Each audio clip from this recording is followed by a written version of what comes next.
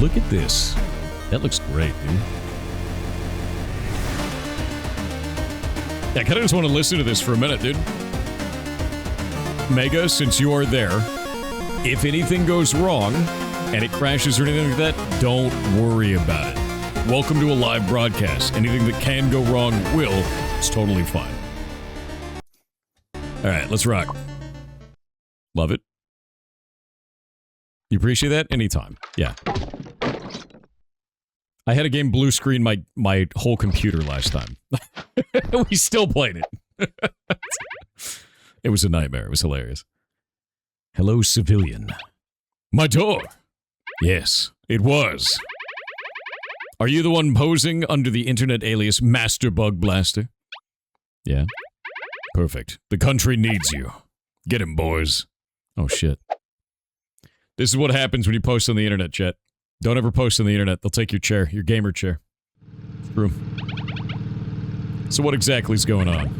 Bug aliens. They're invading and we must stop them. Okay, but what do you need me for?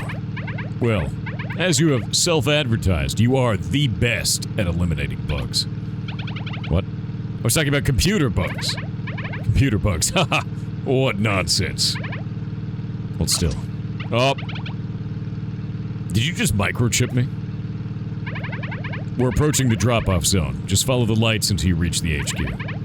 The path should be clear, but there's a gun, just in case. A gun? The story's gonna be silly. The story is awesome, dude. Hell yeah. Alright, we gotta reload. Oh, what happened here? So much for not needing a gun. I have to be careful. Maybe he had something useful on him? I love that. Look at the particles look really good on this. Squares as well, just with trails. It's very simple, but looks good. Collection of instructions on how stuff works. Item generator, pick up fallen parts from bugs and generate items from them. Dash a short distance. Nice.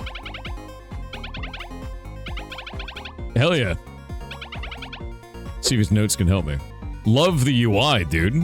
That's got a lot of nice flavor to it. Look at that. It just twitches a little bit. There's a lot of flavor in this. Okay, so I can melee, I can shoot, and I can move. Got it. Cool. Space.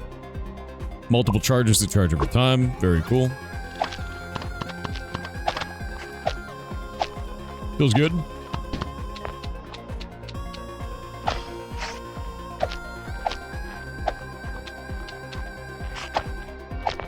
Did I run out of ammo? The hell was that? Sure, that's the last of them. I'm out of bullets. And that big bug seemed to have really tough shell for a bit. What if there's any information about it in the manual? Bugs can have shields, break them with a melee attack. Makes sense. Ew. What is that? Is it dead? No, it's producing eggs, man. Looks like it's dead-ish. That bit still seems to be doing something. Looks like the thing is cloning eggs. Wonder if I could use that. No, what do you mean use it? What? What?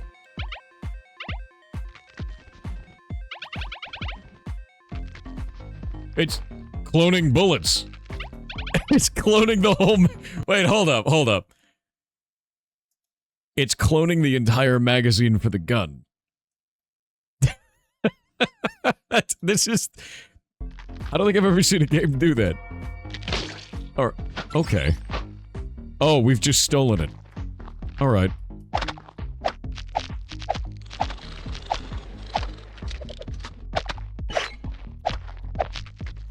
It's covered in maggots now. Gross. What is that? It's not like something is approaching. A lot of things.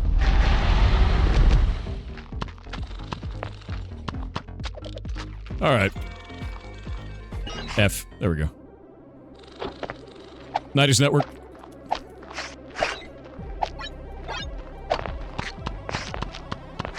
Okay. Okay.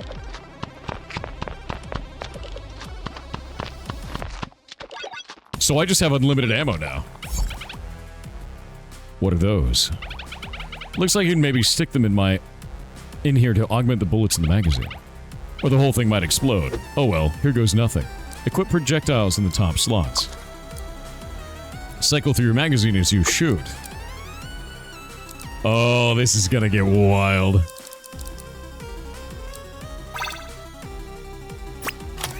So now the first shot... Okay.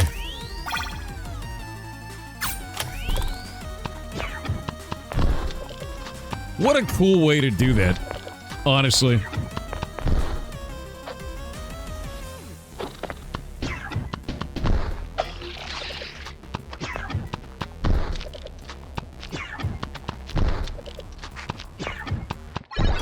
More. Looks like the fabricator is still growing. And these projectiles seem to be laced with some extra stuff. Each projectile is one of 5 different types. Bullet, mortar, shell, shockwave, and laser. They can have extra effects. Base damage and repeat. Base damage, pierce, and chance to spawn chain lightning. Split shot. Alright.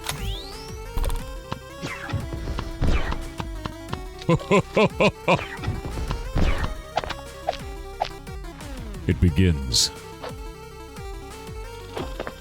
It's Noita with guns? A little bit, yeah. Basically, we can build a bunch of weird combos of weaponry.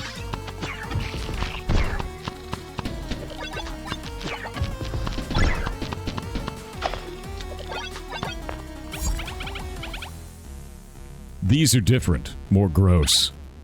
Maybe I can attach them below. I wonder if the dead guy had some information on this. Attach modules to projectiles to give them additional effects. AoE plus 100%.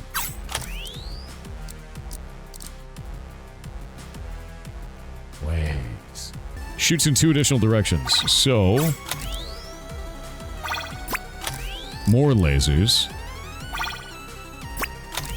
And then this one is Swarm 2. So now those split shot, and these ones have larger AoEs.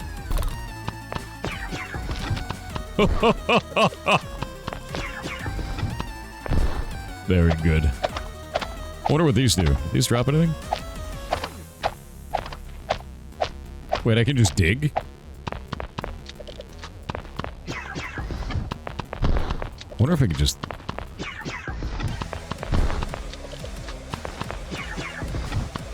How far can I dig? What if it just let me keep digging?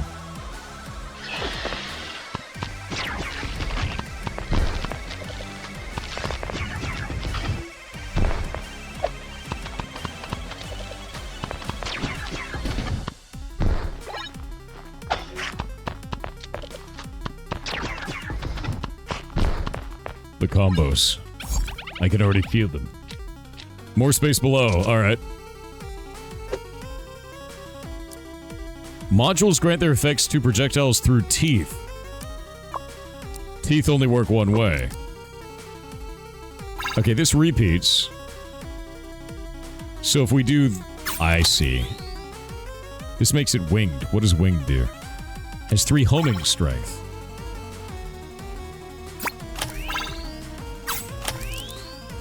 So if we repeat that, these have big AoE. Idea. We'd have to move these around. Can you rotate? I don't think so. No. Teeth only work one way. So if we get one that goes here, it'll make it so that all of them get this one through the teeth system. Right now, these get winged in AoE. These get repeat and swarm. This is going to get ridiculous. So now we can do that. Now it's a machine gun. Right? Yeah.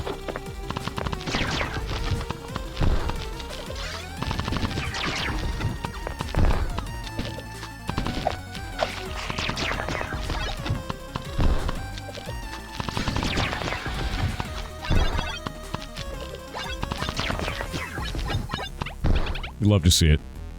This is blinking. Alright, this item thingamajig the dead guy had. I guess I have enough scrap for an item now. Let's see what I can do with it. These items come with extra stuff. Nothing is perfect, eh? I have to be careful with what I choose here. Okay, so this buffs enemies when I get an item. If overkill damage exceeds 10, release a shockwave dealing 50% of the overkill damage. Shockwaves have 50% increased chance to destroy normal enemy bullets. Lasers have a 30% chance to break enemy shields. But that makes Bumba enemies shoot 3 additional times. I'm gonna do lasers break shields. Red mushroom? That's new. Oh wait, I think I saw something about them in the manual. Chop red mushrooms for healing. Destroy bug bullets with melee attacks. Just be careful with the glitchy ones. Glitchy ones can't be stopped. Got it. So red mushrooms are a health pack.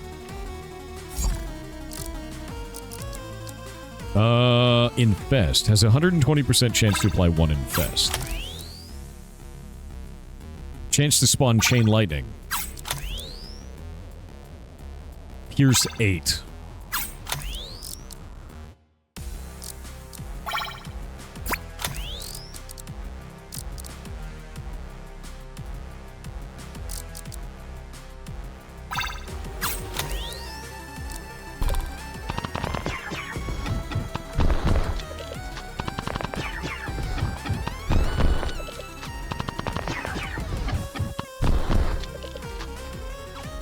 It's going good.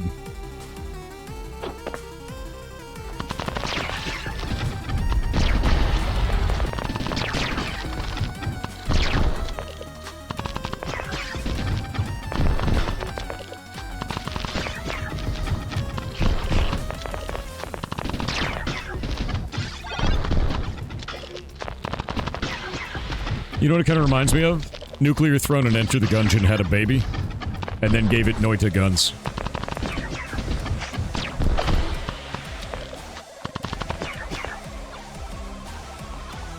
I love all of it. It's exactly what I wanted. Ooh.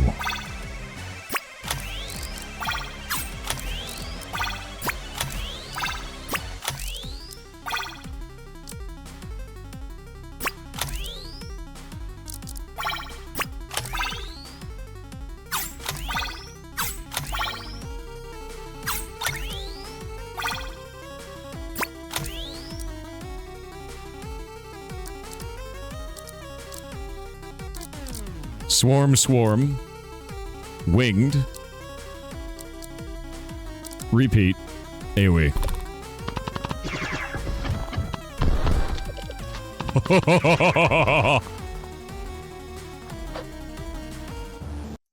It's glorious, isn't it? Hello, Big Bubba. Buba.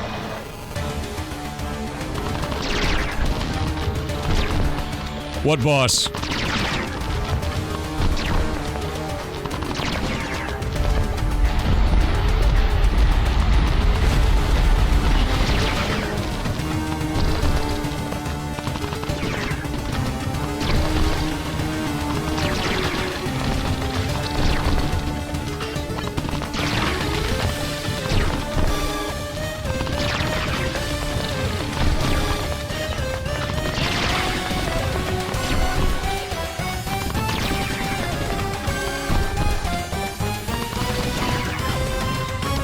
Oh, dodged into it like an idiot.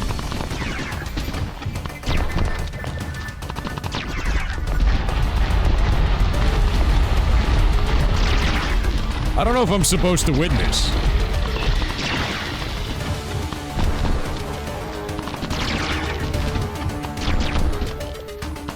We'll find out.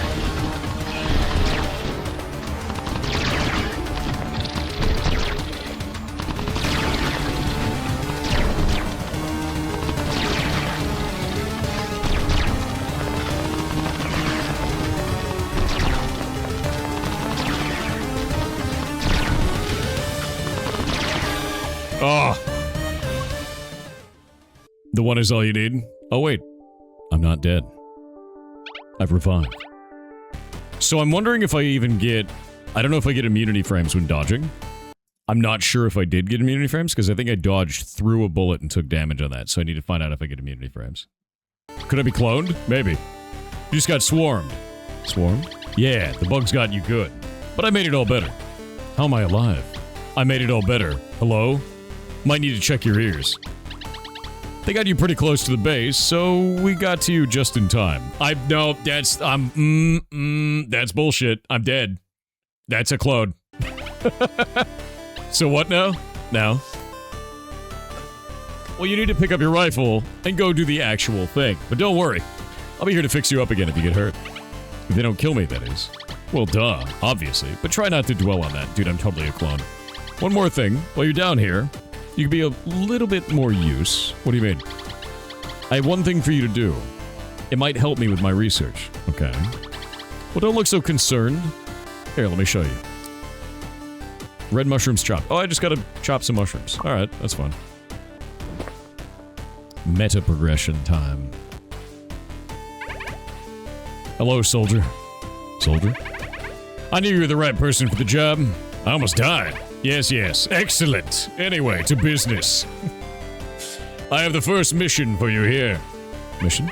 Yes. The pilot will take you there whenever you're ready. Any questions? Yeah. Good man. Dismissed. Great. Highest threat shroom biome cleared. Dude, I'm absolutely I'm like 5 clones at this point. Is that man an ant? He's very ant-like. Hey. Hey, you survived. I was worried for a second. Yeah, lucky me. You're the one supposed to take me back to the bugs that almost killed me, right? Yep, that's me. Let's go. Now, where's the cloning machine? Dude, I know, right? One more thing before you go.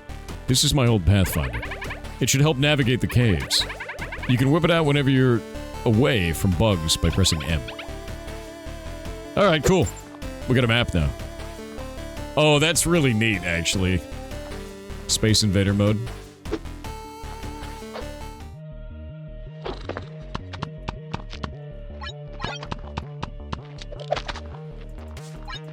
Okay.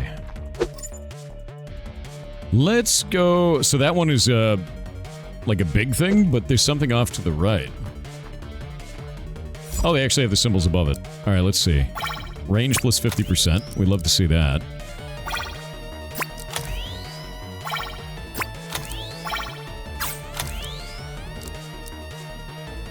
What does infest do?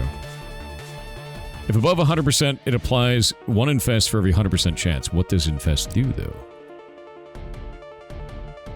I don't know. This one applies fire. Alright. Cool. Yeah. Just looking really polished, it is. Found a cluttered maintenance station left behind by the expedition engineers. Looks in rough shape, but still very useful. Push the machine past its limits. I mean, obviously. Push the machine past its limits. You force the workbench to assemble an experimental module. The process makes a lot of noise. You gain 1 powerful module, and enemies gain 1 random evolution. Oh. What is it? What's that? Oh. Oh. Oh, it's got an eyeball in it. Laser amp and amplifier. There's no way to... There's no way to do it. There's no way to get them to bite each other. Yeah, it's a large lad. Too large.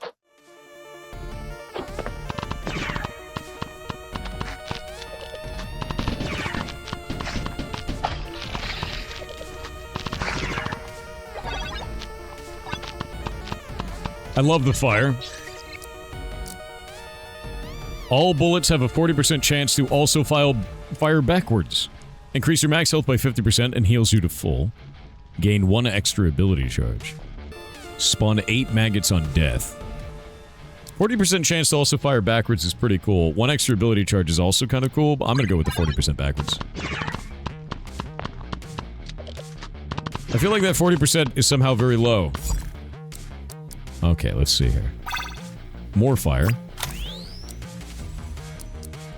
Let's do this. What does this do? Range plus 50%. There we go.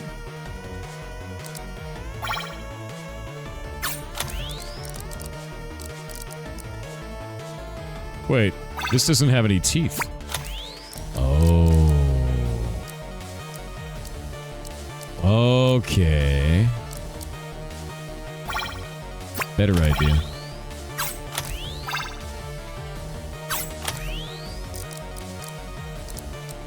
There we go. Okay, so range 50%. This does range 100% on all three of these. We can move this over there now. Move this back over there. And then do... I don't think we need to do that. There we go. We just do that. That's fine. It's beautiful.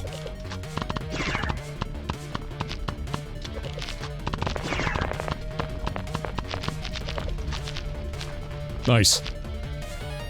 This Tetris version is kind of weird. It's pretty good.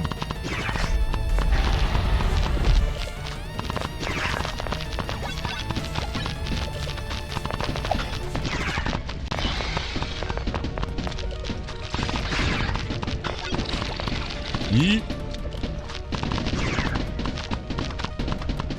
Fire hurts them through the shield. Okay.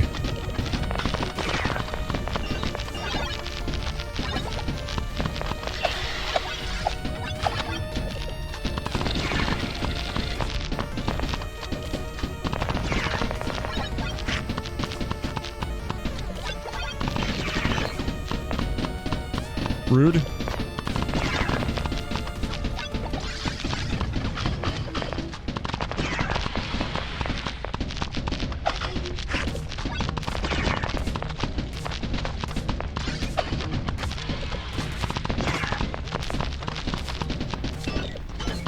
Wait, what's hurting me? Something was hurting me over there. Like, oh, it was a maggot.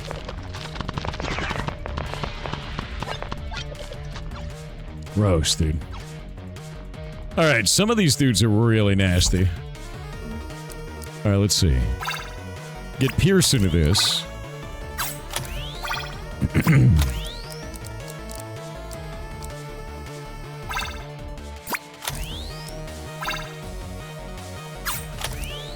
It's gonna get weird. It's getting weirder. Wait, why are you red now? Don't be red.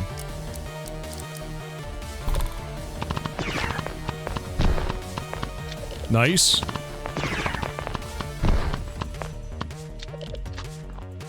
It's just America Noita. You know, honestly, you're not really wrong about that. As an American, I feel a great affinity with the guns game. It's fantastic. It's very, very American. I really enjoy that. It is like Noita, though. It's very... It's like Noita... Oh, here we go. Fabrication unit.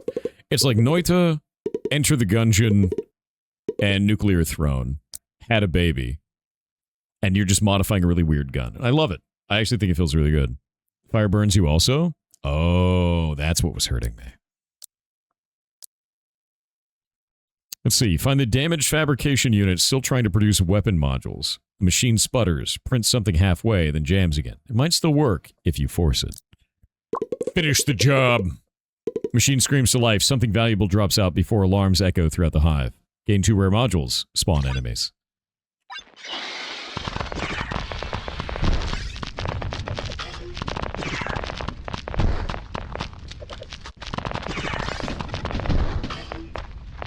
Nice. Well, I lit everything on fire. What rare modules did we get? Ooh, it's tiny. It's tiny and gross. There we go. Now both of them get this. And we could do something like that. What does this one do? Range 200%? That's kind of weird. We can do... maybe one of these? Wait, what happens if I put this... something like that? Range... range... pierce. So now this one pierces. Or... yeah, I think this works now, kind of. It's a lot of range. I have so much range. Nice. Is it deadly? Yes.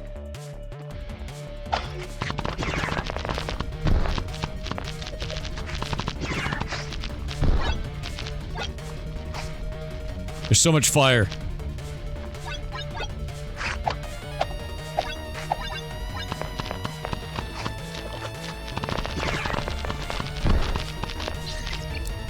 Oh, let's see. Fire rate is increased by 75% while not moving.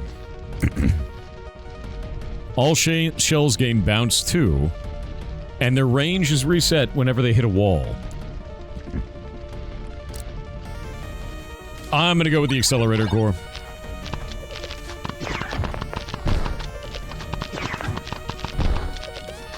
Yeah! I didn't want the bouncing because I have fire shots, and fire shots means death.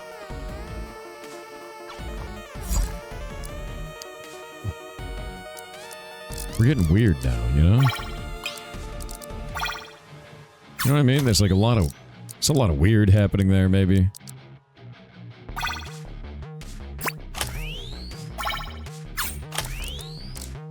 A lot of Pierce going on there. Now we're getting weird? Yes. My gun's getting weird. It's Big Bubba.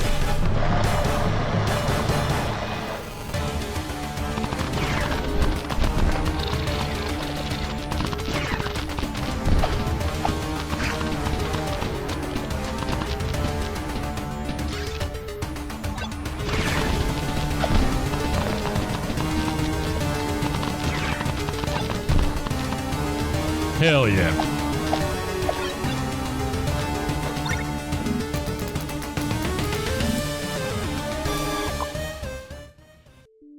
Yeah, warm regards.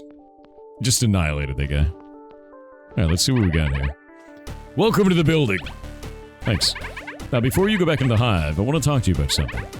Here and there, to push my research forward, I would need some stuff from the hive. Now, the bureaucracy usually makes it really annoying for me to obtain them. I have to file a request, get it approved, but you can help me here. Me? Yes, you. If you could bring me some things here and there, I can study specific things so we can better understand everything that is going on in the hives. With that information, you'll be able to find better stuff to fight the bugs. So what kind of things are we talking about? Well, you actually brought some stuff already. Oh, I thought they looked useful, yeah. Very useful. Anyway, you can find all the research I'm trying to do in the computer. Nice. Alright, cool. I love that it kind of wiggles. That's nice. Analyzing flight patterns. Oh, this is neat, dude. They've done a really good job with this. Bouncy Shell would now do extra things. So you can upgrade Bouncy Shell. You can upgrade when they get winged. You can upgrade when they get, you know, new projectile type. New blueprint. So we can fund that research, because I have the resources for it. Make bullet better. New gear. Slot injector. Neural core and Tegalite. I don't have any Tegalite. Yeah. Dude is a bug in disguise? He might be. I got a bunch of whatever that is. And I have a bunch of this. Night Thorns. Common and Shell Biome? I don't have those. Can I make more of this? No, no more make bullet better. Cool. So now we can take a look at this, and I have all of this. Homing strength for all of these. I really like this kind of system for that. And it goes really far down below. That is outrageous, actually. One more thing. If you can, I have a couple of things for you to do here. Yep, time to get quests. But it's a computer have bugs, yes. Like, we gotta kill 100 bugs, got it.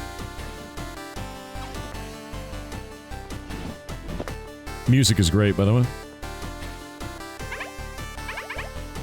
Soldier, how's it going? Well, actually. Good to hear. Anyway, I have another mission for you. Sure, lay it on me.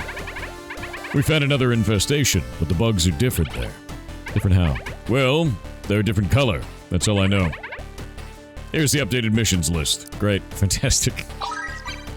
Nice. Highest threat mushroom biome cleared. I'm ready. I'm ready to get my butt kicked by larger bugs. You're killing computer bugs? I might be. Did you know that this game has bugs, chat?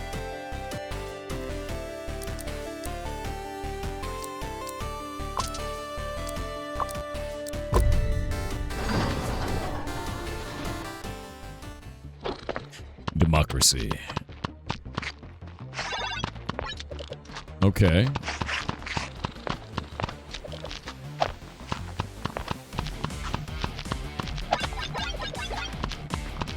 So those little, like, fungal pieces, you actually pick them up and you can use them for crafting. I like that. That's cool. I'm gonna go the unknown. Infast 120%, minus 15% range. AoE. Shock. Nice. Oh! A scientific testing rig flickers into existence. It shouldn't be here, but the machine is fully operational. Interesting. This option is locked. You need to have a better relationship with the scientist. Okay. You take a couple of the discarded module prototypes. Gain 2 random modules. Okay. What is this? AoE plus 25%. And Winged. Now everything homes. And is big. My favorite.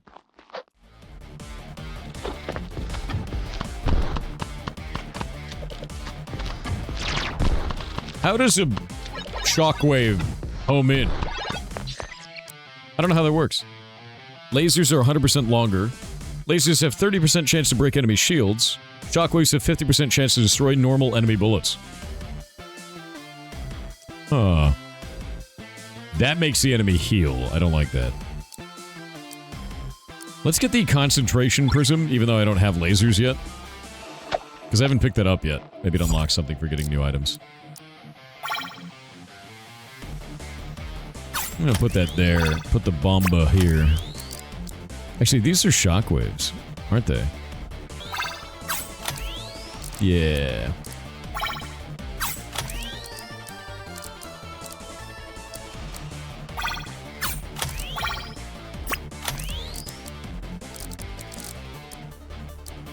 So now, we can put that there, and then we can take this one. There we go. Can't heal 0.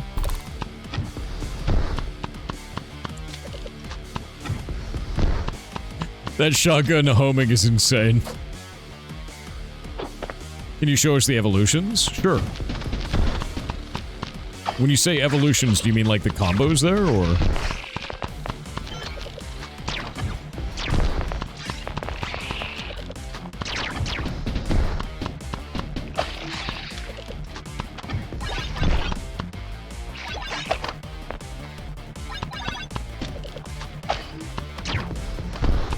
Yeah, the homing is really good, but it's also like super short range right now. It says check evolutions at the top of the magazine thing. Oh, this is all the evolutions of the enemies. So as I get power-ups, it also powers up the enemy forces, and it looks like what they have right now is a plating that upgrades all those monsters, right? That's whenever I choose my thing, it's like they have an extra health bar on their armor plating. Because of the armor plating, rather.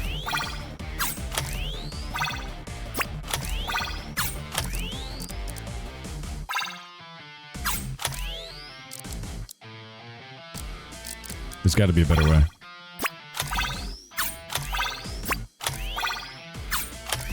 Let's see, AoE and winged. This is electric, pierce, pierce. That'll work for now. So these are all homing mortars now.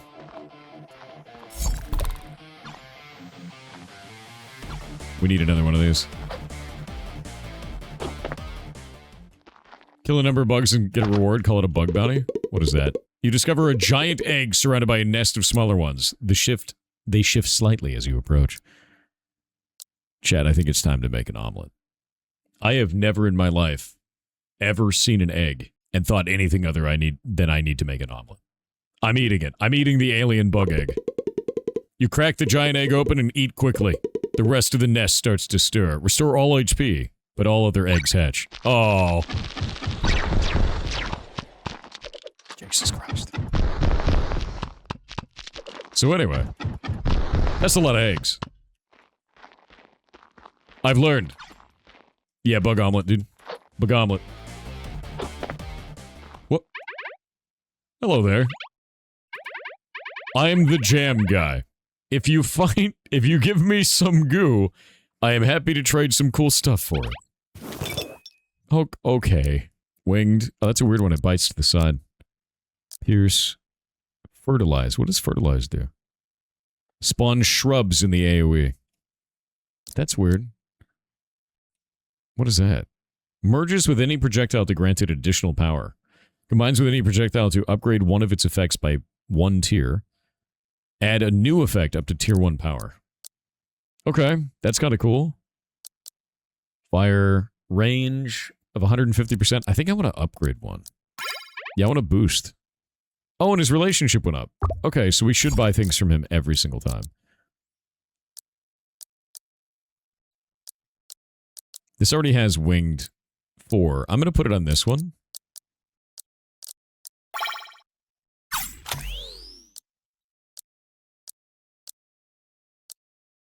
Add range. Or... Yeah, we're gonna add range. There we go. Yeah, he's the goo man, dude. He's the jam man. Alright, here we go. Big Bumba. That's a horrible looking one. I don't like that.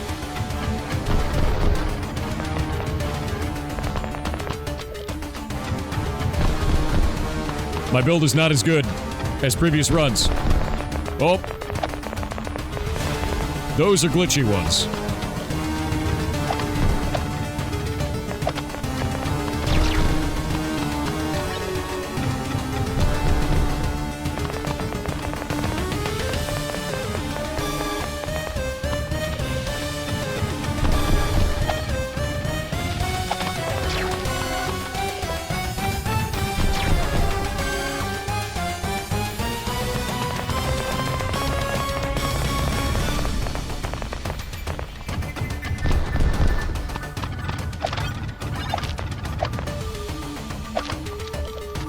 What is he covered in?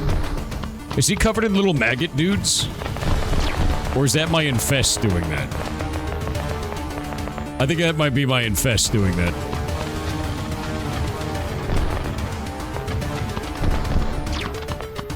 It does look horrifying. What? Predator node. Projectiles with Pierce always turn towards the closest enemy and gain 20% damage after they pierce. I mean... Shockwaves have an 80% chance to spawn a secondary shockwave after a delay. Predator node.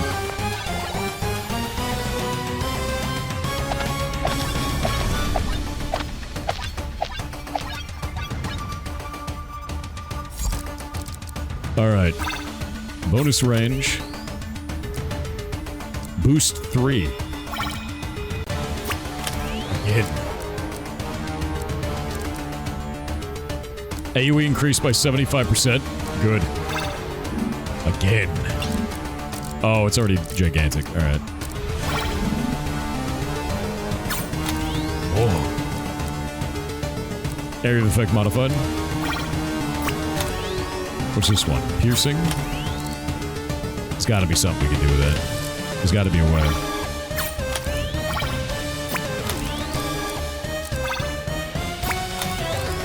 There we go. It's all piercing all the way down.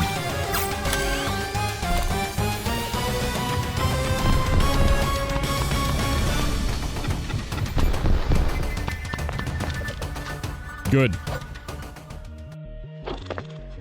Would it still be cyberpsychosis if the person in quest showed all the symptoms except for violence towards others? Yes. I think so, anyway.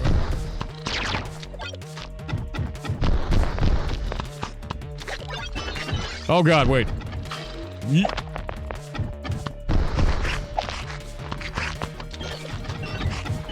Oh god, I gave him 3 extra attacks. That's why that's happening.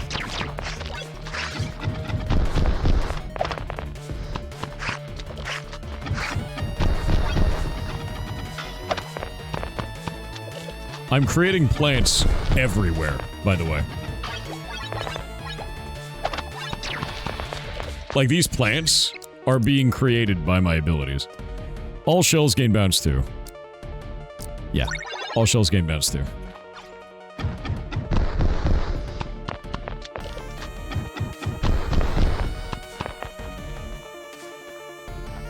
Let's see what's in the other one. Alright. Yeah, cyberpsychosis is always a really interesting topic, to be honest with you. We need more shells.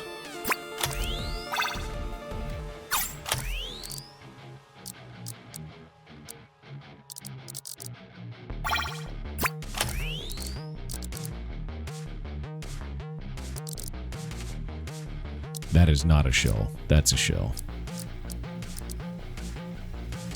What does that one do? Electric? The chance for chain lightning. These just give them a bunch of P.I.G.S. I think I want to do range on this. Yeah.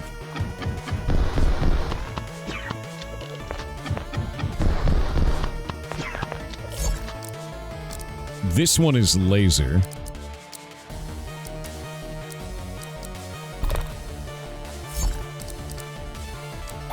I'm gonna do that. Infest on it. Yeah. Alright, off we go.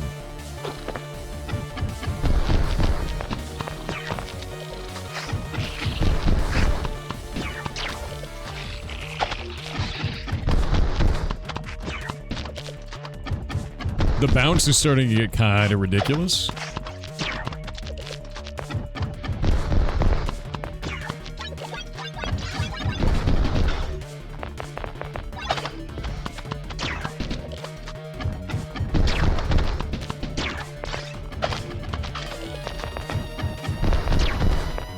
It does a good amount of damage, but there's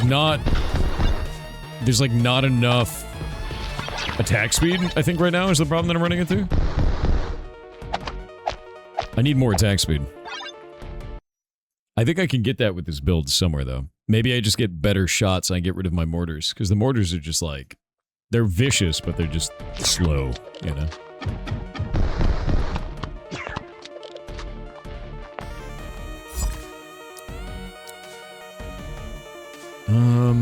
What is that?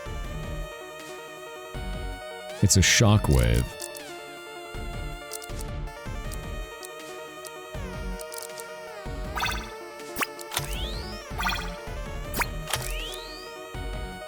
That one's a laser.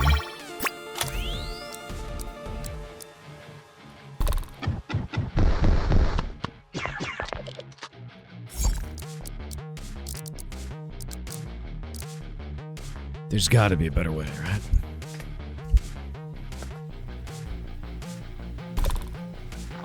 Probably just want shells to have range and pierce. That's kind of what I'm thinking. Because if I can do that on there.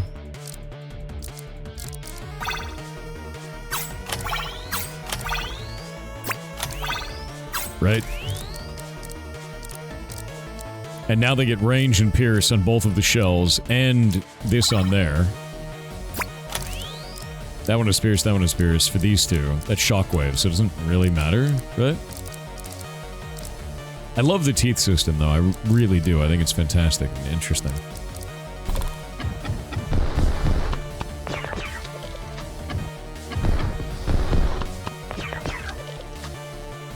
There we go.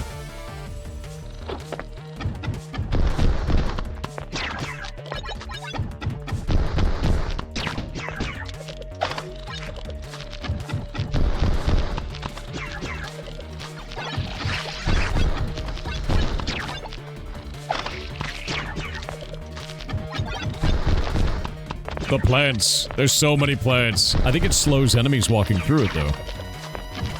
Like when I put undergrowth like this, I think it's actually making them move slower through it. Yeah, it is. Look.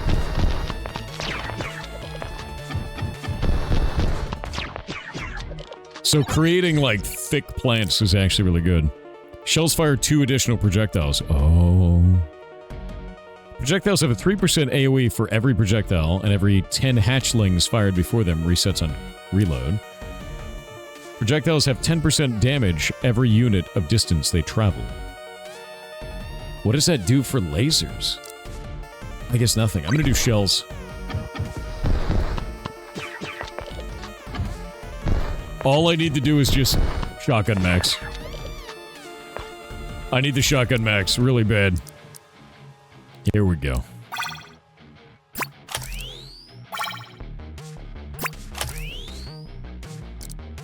It's time, chat. It's time to shotgun max.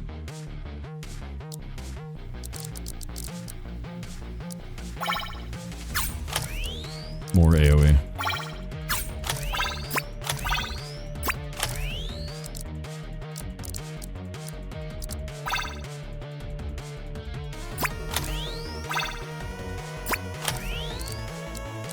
That one doesn't actually apply to anything. That's very funny. There we go. This one will give him Pierce. And then we can just put Pierce there. This one would give Wing, but we don't have any, like, room for it, so...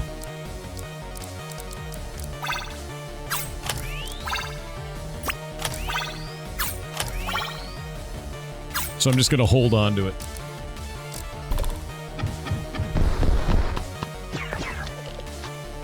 I don't know if you can homing lasers. We're gonna find out. If this turns into a Raiden project, I'm in.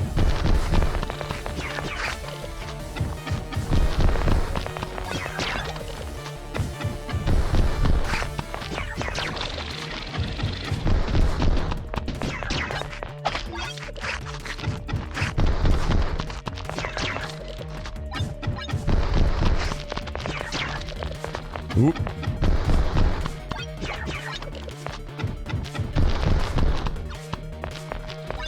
Ah! Like I turned into a bunch of little guys. I don't like that.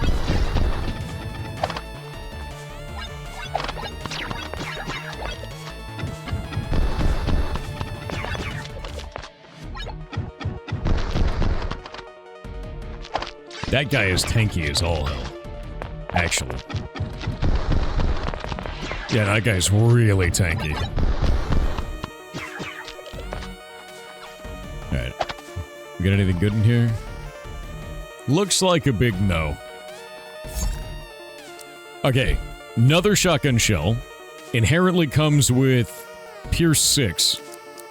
But comes with the bug of minus 10% damage. That is not the best idea.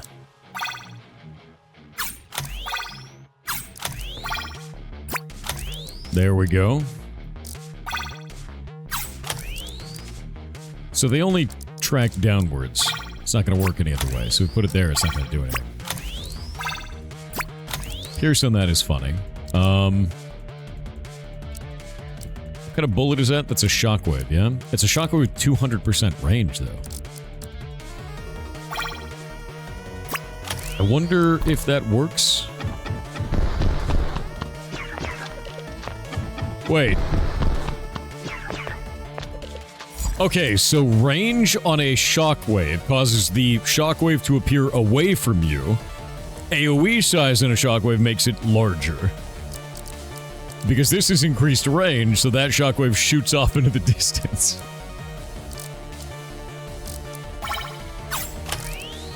That is ridiculous. That's really funny, actually.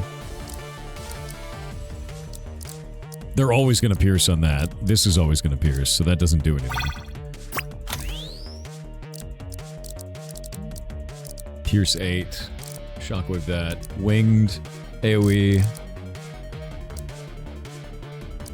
Yeah, this is range and AoE here. Trying to think of how I punch that in. I want to get rid of the lasers, right? The lasers aren't very good. 10 and 60. 10 and 60. Winged Pierce, Pierce. There we go. Alright. When do you want to swap the shotgun, or shockwave shells? I think eventually, yeah. Probably gonna get rid of them. You discover a living research node. Salvage research components. Yeah. 10 scrap? I wonder if that's actually useful. Oh, it's gross. The empty husk of a nest crawler. Its digestion chamber still churns slowly, recycling whatever falls inside. I mean... jump inside it? Feed it. Recycle a module. You want me to feed it? Feed the pit. It's a point hole. I'm feeding the pit. You toss some goo into the digestion pit and wait. Something surfaces from the sludge. Gain an interesting projectile. What is that? Swarm to minus 75% range, minus 50% damage? That was not worth it. It's a horrible, horrible shell. What a... Yeah, what a steal. Dude, the only thing that got stolen from is me. What an awful item. Alright, right after this run, we're gonna get the devs on. Yeah, interesting indeed.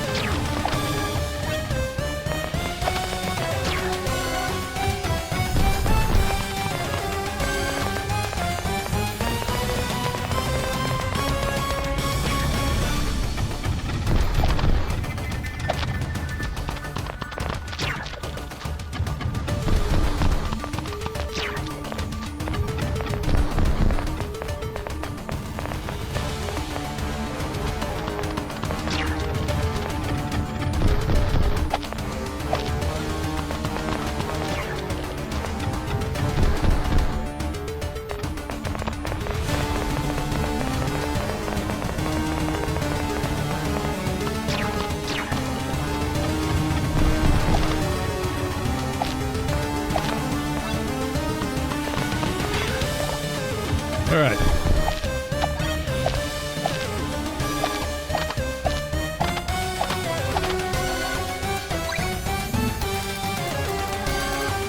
The boss. I like that you can copy the seed at the end of the run, by the way. I think that's really cool because it lets you share, you know, share runs with others and see if they can do that. The music is fantastic. Just wanted to welcome you to the building. I'm an engineer of this place. Fix and create stuff, you know. He's gonna build something. He's gonna build a thing. Well, the background plants move and light with the attacks. The actual plants seem to slow down enemies too, Red. So they have a mechanical value. And that was caused by my weaponry fertilizing the ground to do that. It was one of the affixes. Which is really interesting. Yeah. I like that it is both visually interesting and mechanically interesting at the same time.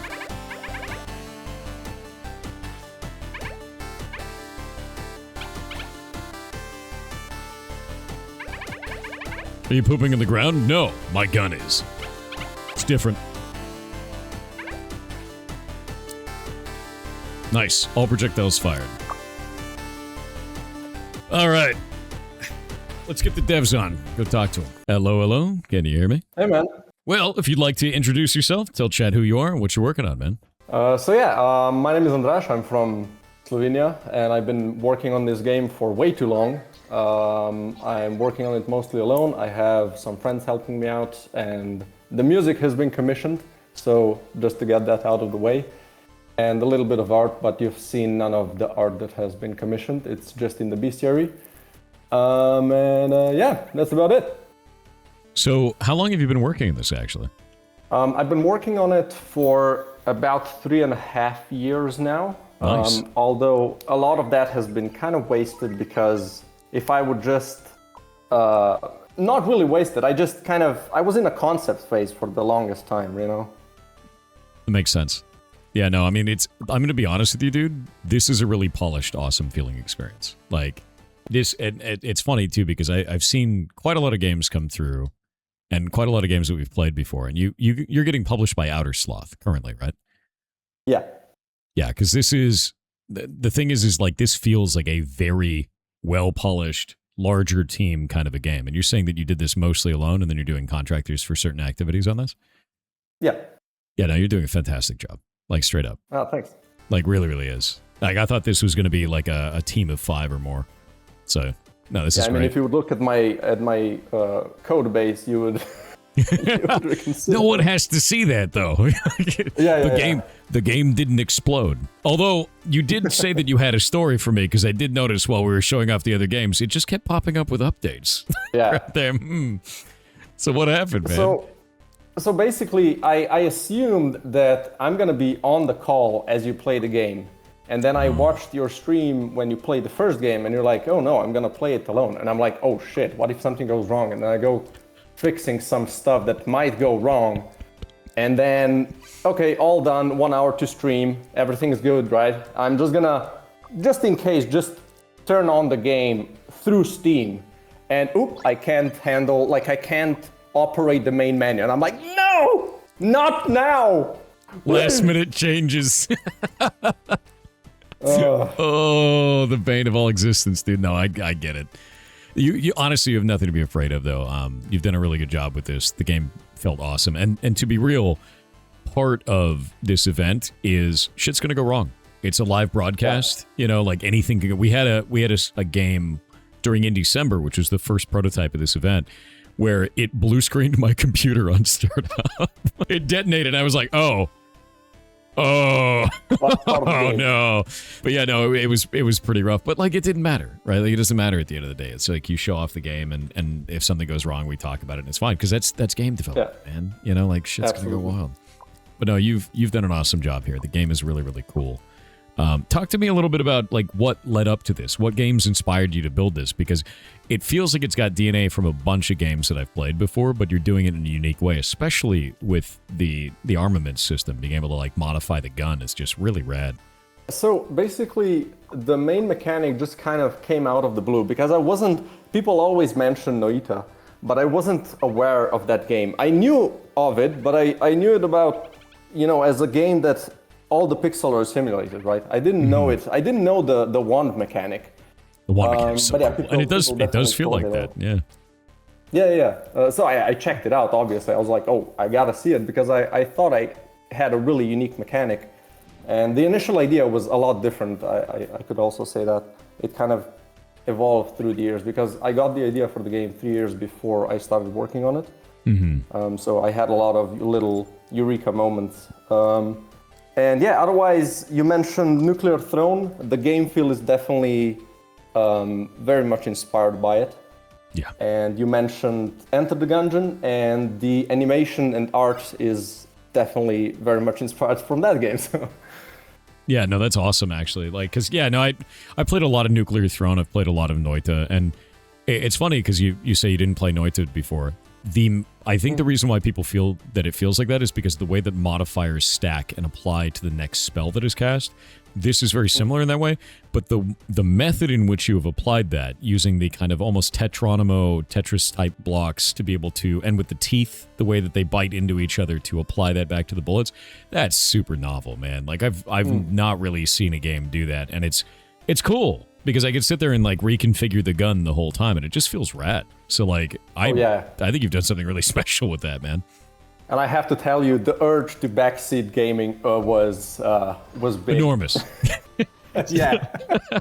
I'm gonna be real with you. That's actually the reason that I play the games for an hour without the developer, because then we could just get a feel for it, and then you can backseat all you want, and be like, you're playing the game terribly. Because I know, I totally understand. So let's see. Have you tried anything in this that just didn't work, by the way, throughout the development? Like, do you have any, like, horror stories of, like, you tried a thing, you thought it was going to be really cool throughout dev, and then it just turned out terrible, and you just left it on the floor? I could talk to you for hours about all of these situations. Do it. Tell me. I think one of the main things was that for the longest time, the game always felt super easy to me, right? Sure. Which is like a natural thing to happen when you develop a game for a long time. It just gets too easy. So I kept making it harder. And one of the things that I did at some point is that I added something called a heat mechanic, which basically made you overheat if you just hold down the shoot button too much.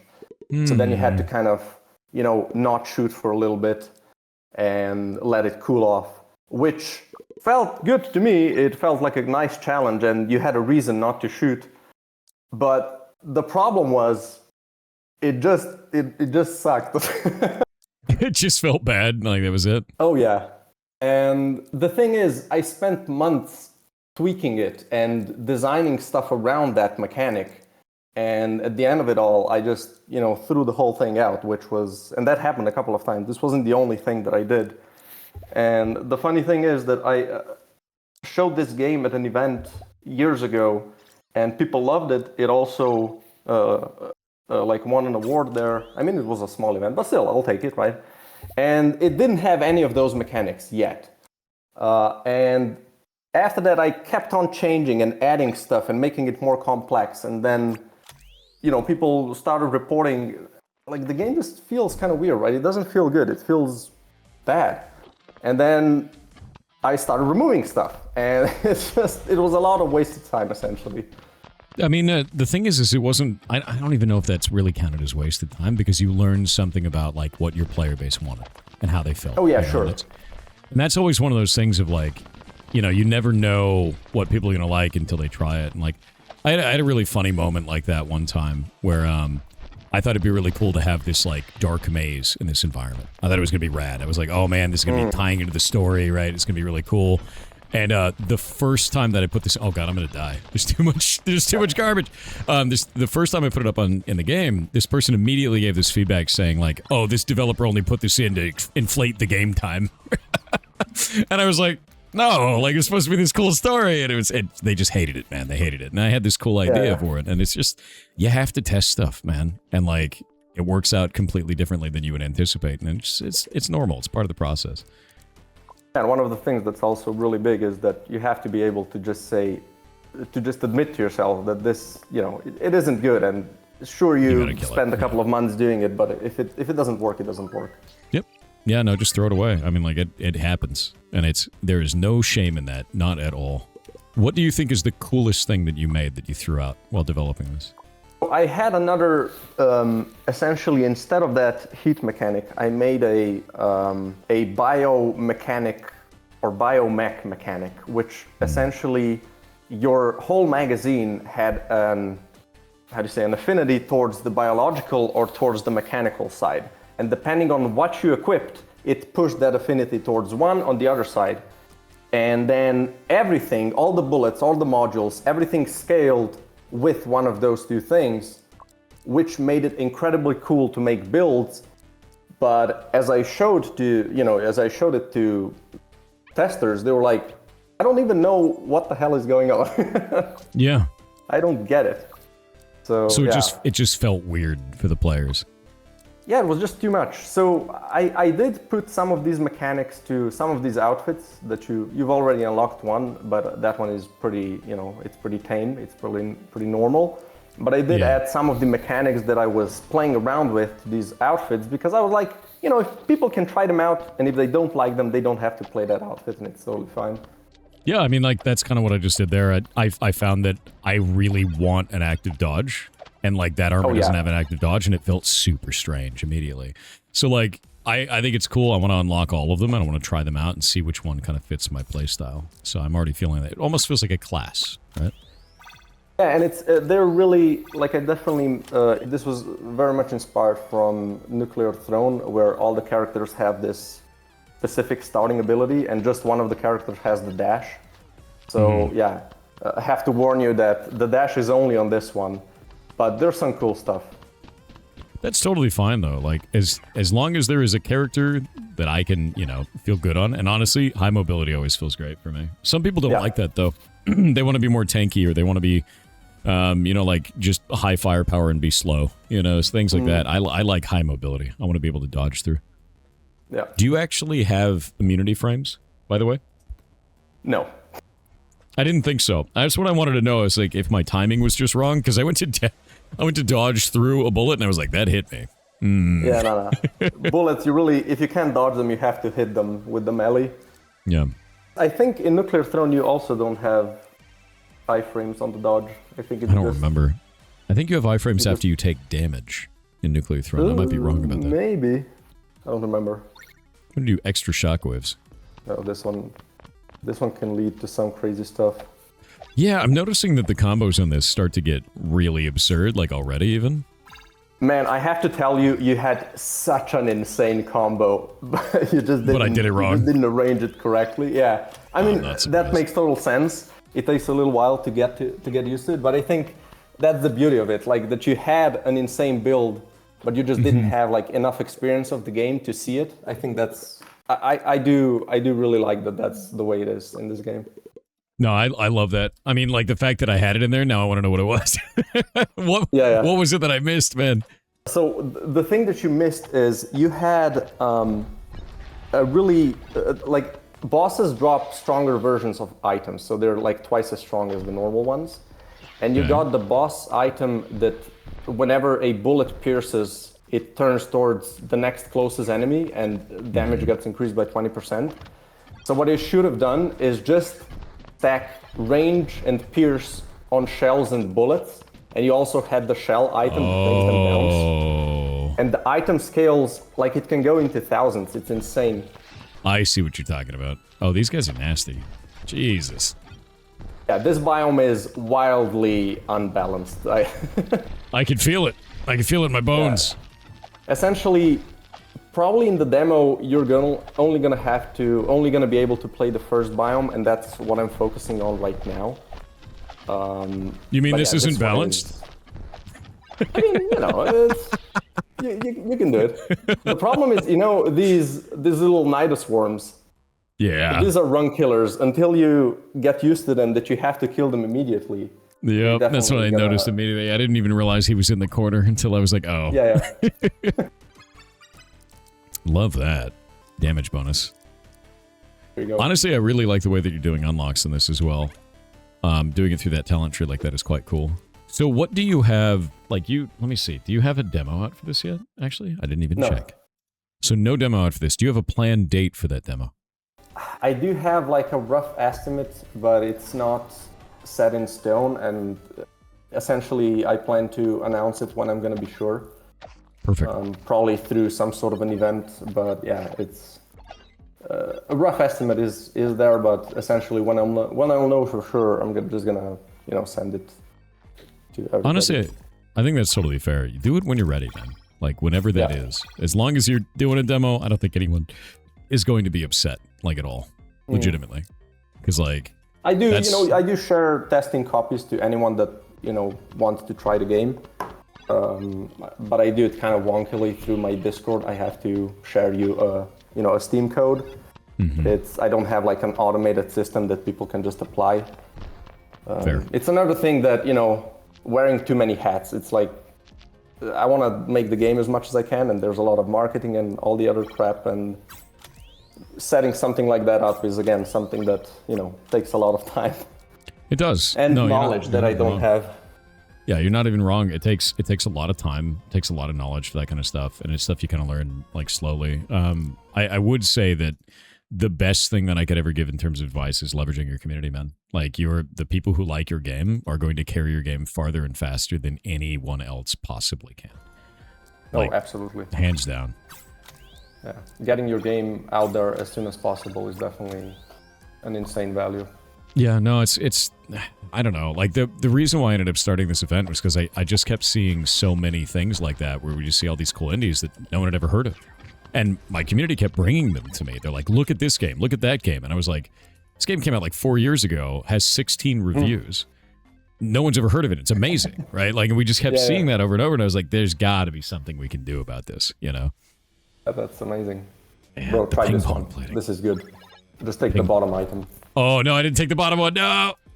You can save some. You can press escape. Really? And I'm kind of behind, and save and quit and then continue. My stream is behind, so my instructions are gonna lag as well. Does it let me pick a different power? Oh, it totally does. Yeah. Interesting. You can repeat the whole room. Everything is the same. It's seated, so it doesn't actually remove it. You can save scum. Saves? Are you and planning to get everyone rid that's of watching that's gonna abuse that, if they play this game, that's totally fine. If you find joy in playing like that, that's fine. If you find joy in being a slug, chat, you can totally be a slug. You're allowed. Oh, I love these. I really love this system, dude. Like, I really do. Just the idea of being able to create these kind of like weird, you know, combination effects like this are freaking rad. Did you hand build each one of these, or are these programmatic, like procedurally generated in some way, or randomly generated in some way? Yeah, they get generated. So there's like a couple of tile maps that get randomed, like each piece is random, each corner. And then they just they have a 3x3 limit. And then based on their size and how awkward they're to place and how many connectors they have, their power is generated. That's cool. No, I dig that. So, talk a little bit about the audio for this, because you said that you hired a contractor for that. Was that just for the music, or was it for the sound effects as well? Just the music. And is that something that... might actually know the guy. He made... do you know the game Crawl? Yeah. Oh, yeah. Yeah, he made that music. That's... Okay. That's awesome as hell, actually. Are you planning on having an OST with this, by the way? Because, like, I think the music is jamming. Like, super good. Yeah. There's gonna be like a 10-piece soundtrack. Like, I don't have a shit ton of money, and he is not the cheapest guy out there. True. But I think he makes amazing music, so, You could always offer the deal where they get a percentage of all of the sales of the OST. And see, then it pays for itself. Yeah. Yeah, but there's the thing. He's at such a level now that he doesn't offer you the rights to the music. Oh, no, that's true. Which that is makes pretty sense. standard. As the artists grow, they kind of do it that way. Like, all of the bigger ones do it that way. So they can sell the music, as an extra thing. Yep, that is not wrong at all. You're completely correct about that. Yeah, one of the things that we did really early on was our musician, we gave him 100% of all the OST sales. Just like, we just managed the whole thing and just sent off the money for it. It's made made it a really nice way to do it. Because it worked out, and then percentage of game sale for that, because it was really nice. And I think the thing is there's no wrong way to monetize with your team as long as everyone agrees and you put it in paper. Yeah, definitely. Like, there's no only right way. There's a bunch of ways you can go about it. No, not at all. I love that you can use the melee to break bullets, by the way. That just feels wrecked. Like, being able to cut through enemy bullets like that is really, really nice. Ooh, one has a bug in it. Gross. Do that there. I think it's really interesting you can get negative effects on some of these as well. Yeah, and these are kind of really basic. There's just 3 of them that can appear, like 3 different ones. But I want to add more that are like kind of obscure that, can be good in some occasions. Like, I have one that's already in the game, but I have it disabled because it's a little wacky, which makes the bullet spawn bugs if it hits a wall, which that's usually going to be kind of bad. But you could also, like, there's some outfits that charge the battery, like you have a battery and you charge it by killing enemies. So spawning little dudes, if you have a lot of AoE, is pretty good. So, like, there can be a lot of, interesting mechanics with that. But yeah, for now, just some basic stuff. Mortars pulling enemies in with 200% of the knockback force. That's pretty good. I'm going to take that. It definitely makes them a lot less jank, because otherwise they just keep pushing stuff around and you end up missing everything. Does this fire actually hurt my character? Oh, it does. It, like, slowly builds up. That's nice. Yeah, actually. And that's the thing that you were missing when you had the, when you spawned a ton of shrubbery. If you would get one fire bullet, you would set fire to the whole room. Yeah, I had no idea. I was like, what is going on? Ooh, this is actually an AoE increase. There we go. I keep getting ones that don't have teeth on them. Yeah, I mean, they're a lot stronger. Yeah, they are. That's like insanely really powerful. awkward to place. I love Also, that. all of the effects like the AoE and everything that's percentage based is how do you say, multiplicative. So it can scale up insanely. So you want to kind of stack the same effect on the same thing as much as you can. So if I get plus 50% damage and plus 50% damage, it's not 100%. It's multiplicatively scaling between those two sources? Yeah, it's like 125 or something. That's really good. Okay. Yeah. That's and the cool to same know. goes for, you know, the thing that makes bullets gain damage when they pierce. That's also multiplicative. So it gets to, you know, crazy amounts. That sounds insane. Okay. All mortars have an 80% chance to fire one more shot. It begins. Are you planning on having any endless mode or anything like that for this? Because I think this would go really hard. Like, look at that. Yeah, it does feel bad to kind of end the run as you have a crazy build. But it's also, I've seen that there's some diminishing returns to it. Like, at some point, you don't make, like, really huge strides anymore, so it kind of feels bad to It just makes silly. To play more.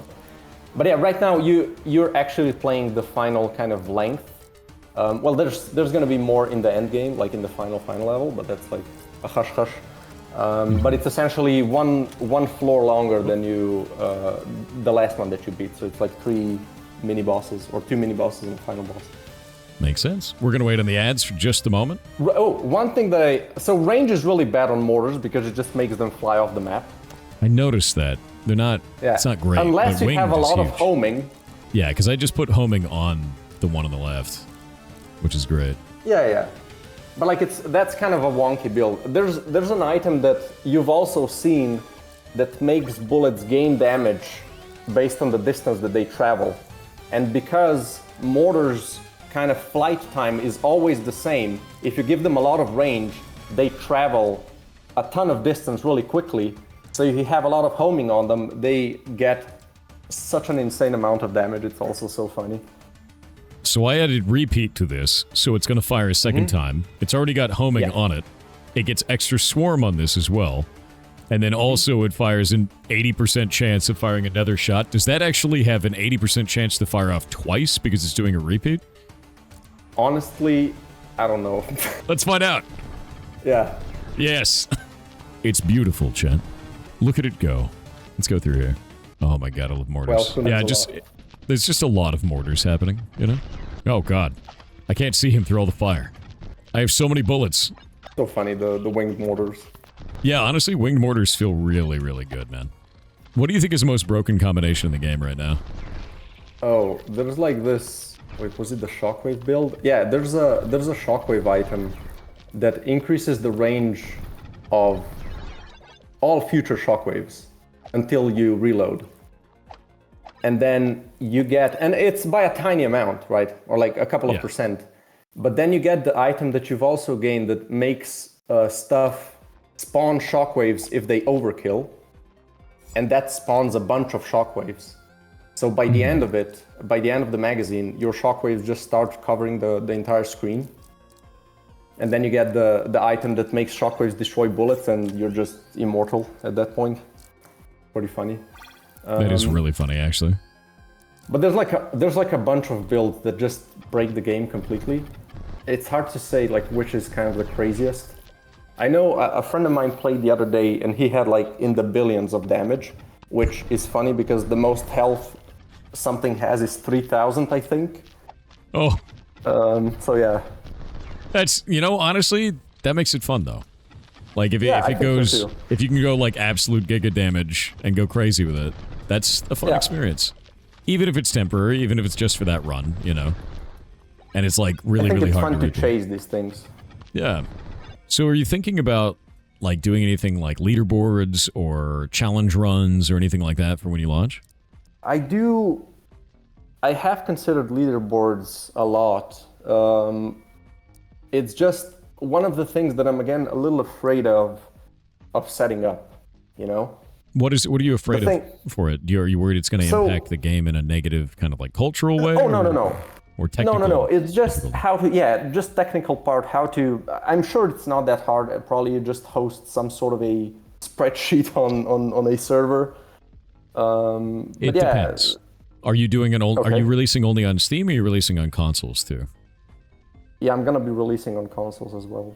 When you release on consoles, it gets a little more complicated. If it was Steam only, they have full leaderboard support for everything. It's actually phenomenal. Oh, right. Yeah. That's true. Yeah, it's like super useful for that. But no, if you're doing console, that does get kind of complicated. You do have to store them somewhere. I don't know what solutions, like, if you do it, like, what consoles you planning to launch on? If you can say, that is. And that isn't eventually, right? Yeah, exactly. Like, none of them are confirmed, but I am talking to a porting company, or all of them, so hopefully, you know, as many as I can, but probably the major three. Sure. But yeah, I can't say for sure. Like, I can't promise anything yet. No, totally. It really depends. A lot of people don't realize how difficult it is to port to those things. For any of you guys that want to put your games on, like, expensive, very much so. When you want to put your game on, say, Nintendo Switch, right? They go through everything. All the UI has to be, like, to spec. All of the, like, there's certain colors you can't use. There's certain ways of, like, portraying controllers you can't do. Like, there's so many different things, and, like, how it saves and everything like that. And it becomes pretty tough. I think that's one of the reasons why the Steam Deck is kind of such a godsend, is you just take your Steam build, you make sure that it works on Linux, and you're 90% of the way there. like, that's it. And it's like, really, you got controller support, you're probably fine. And it's really, really helpful for that. Yeah. One of the funny things about when you try to make builds for consoles, and I haven't experienced that myself because I've always been doing this through either a publisher or a, you know, right now I'm going to be doing directly through a company. But one of the things that is super funny is when they find an issue, they just reject your game, and you know they say why they got that, why it was rejected, but they don't check the whole thing. They just get to the first blocker, they reject it, and that takes like a couple of weeks, right? And then you have to go again, and it's a mess. Yep. No, I understand exactly what you're talking about, and you're right. It is a mess. Let's see. 40% crit bonus, but I can't connect it. Wait, maybe I can. Oop, there we go. So now these both get winged. That one gets 40%, and now they both get 40% crit chance. There. So this one's going to have an 80%. Below the third mortar, yeah. Yeah. Boom. I have so many, like, little... You know what they look like, man? They look like chicken nuggets. Oh, yeah. Like each of these. It looks like a chicken nugget, man. It's like the most horrifying... It's like Tetronimo chicken nuggets. Oh my god. What's this do? Damage bonus. Fire damage. Would you eat them, Chet? Would you eat the meatballs? The chicken nuggets? Meatball from ATH? It kind of... It's meatwad, dude. Maggots really creep up on you in this. Yeah, the maggots are mess. Honestly, this feels really good as it is. You're saying that the biggest thing that you're focusing on in terms of, like, more content in the game is just balancing the other levels right now? I'm gonna be adding, like, one thing that you might have noticed, you're kind of getting the same item choices a lot. Yeah. Because the base amount of items is relatively low at the moment. Okay. So I want to increase that. But yeah, otherwise, mostly just balancing and, you know, maybe adding some stuff here and there. But yeah, essentially, most of the things are in place. I just have to kind of polish them up, finish them, and, you know, I do want to add some items. I think it would benefit to get a little more variety as well. So, is there anything in your game that you wish you could change, but it's too far down the development process at this point for you to be able to go back and like switch it out? Anything like that? I have you know, on the spot, I can't think of any like really large things. I know there definitely are things that I would want to change. And I have an idea for this whole main mechanic to be a little bit different, and it's definitely way too late to change that, and I'm kind of thinking maybe I can make a sequel with that someday. But yeah, other than that, I'm actually, at this point, I'm quite happy with the whole thing. I think there's nothing like really crucial that I would want to redo. No, that's good. I mean, that's a good spot to be in, man. Yeah. Oh, I see you've restricted me from escaping the map. Oh, yeah. I tried to escape. Oh, this is something that a lot of players, at some point, you're going to start to dig out the whole level. It's just a mandatory thing. This is how it goes. Can I make this weird? I need that. More mortars. That's what I want. Probably want to use the 2x1 horizontal crit module to attach more to that swarm. Yeah, So it's kind of you can put this. Yeah, because the winged is just so good for that. Yeah, but if you have swarm, it just kind of hits more stuff. True. Yeah, 100%. Now you can do the other. Sorry that I'm backsitting. Like I can. No, you're good. Do it. I'm shit at your game. You can do the other one. Wait, how's it called? On the right side, the little crit 2x1 that you have it. This one? Right there? The crit one, the red one. Not the little one, the one on the right side of the magazine. This one? Yeah, this one. And you can like that? Yeah, and you can do it one to the right, yeah, and then put it up top. I can see that. Or like that, yeah, that also works.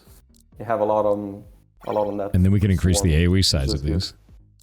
Probably pretty good, yeah. Yeah, 75% AoE is pretty massive. I don't really need the winged one. Pierce, I guess we just hold on to it. And I can swarm up on this. Ah, there you go. Alright. So we get crit for these two. Crit for that one. You got a bunch of mortars. Swarm. Because of this thing, the duplicate, like it's duping all the mortars. It's gonna keep getting them. Like, watch. Oh, also you have so many projectiles, the first bullet is probably gonna do a ton of damage because of the last item that you picked up. Yep. That thing's gonna hit like a because truck. like all of the split projectiles, everything counts.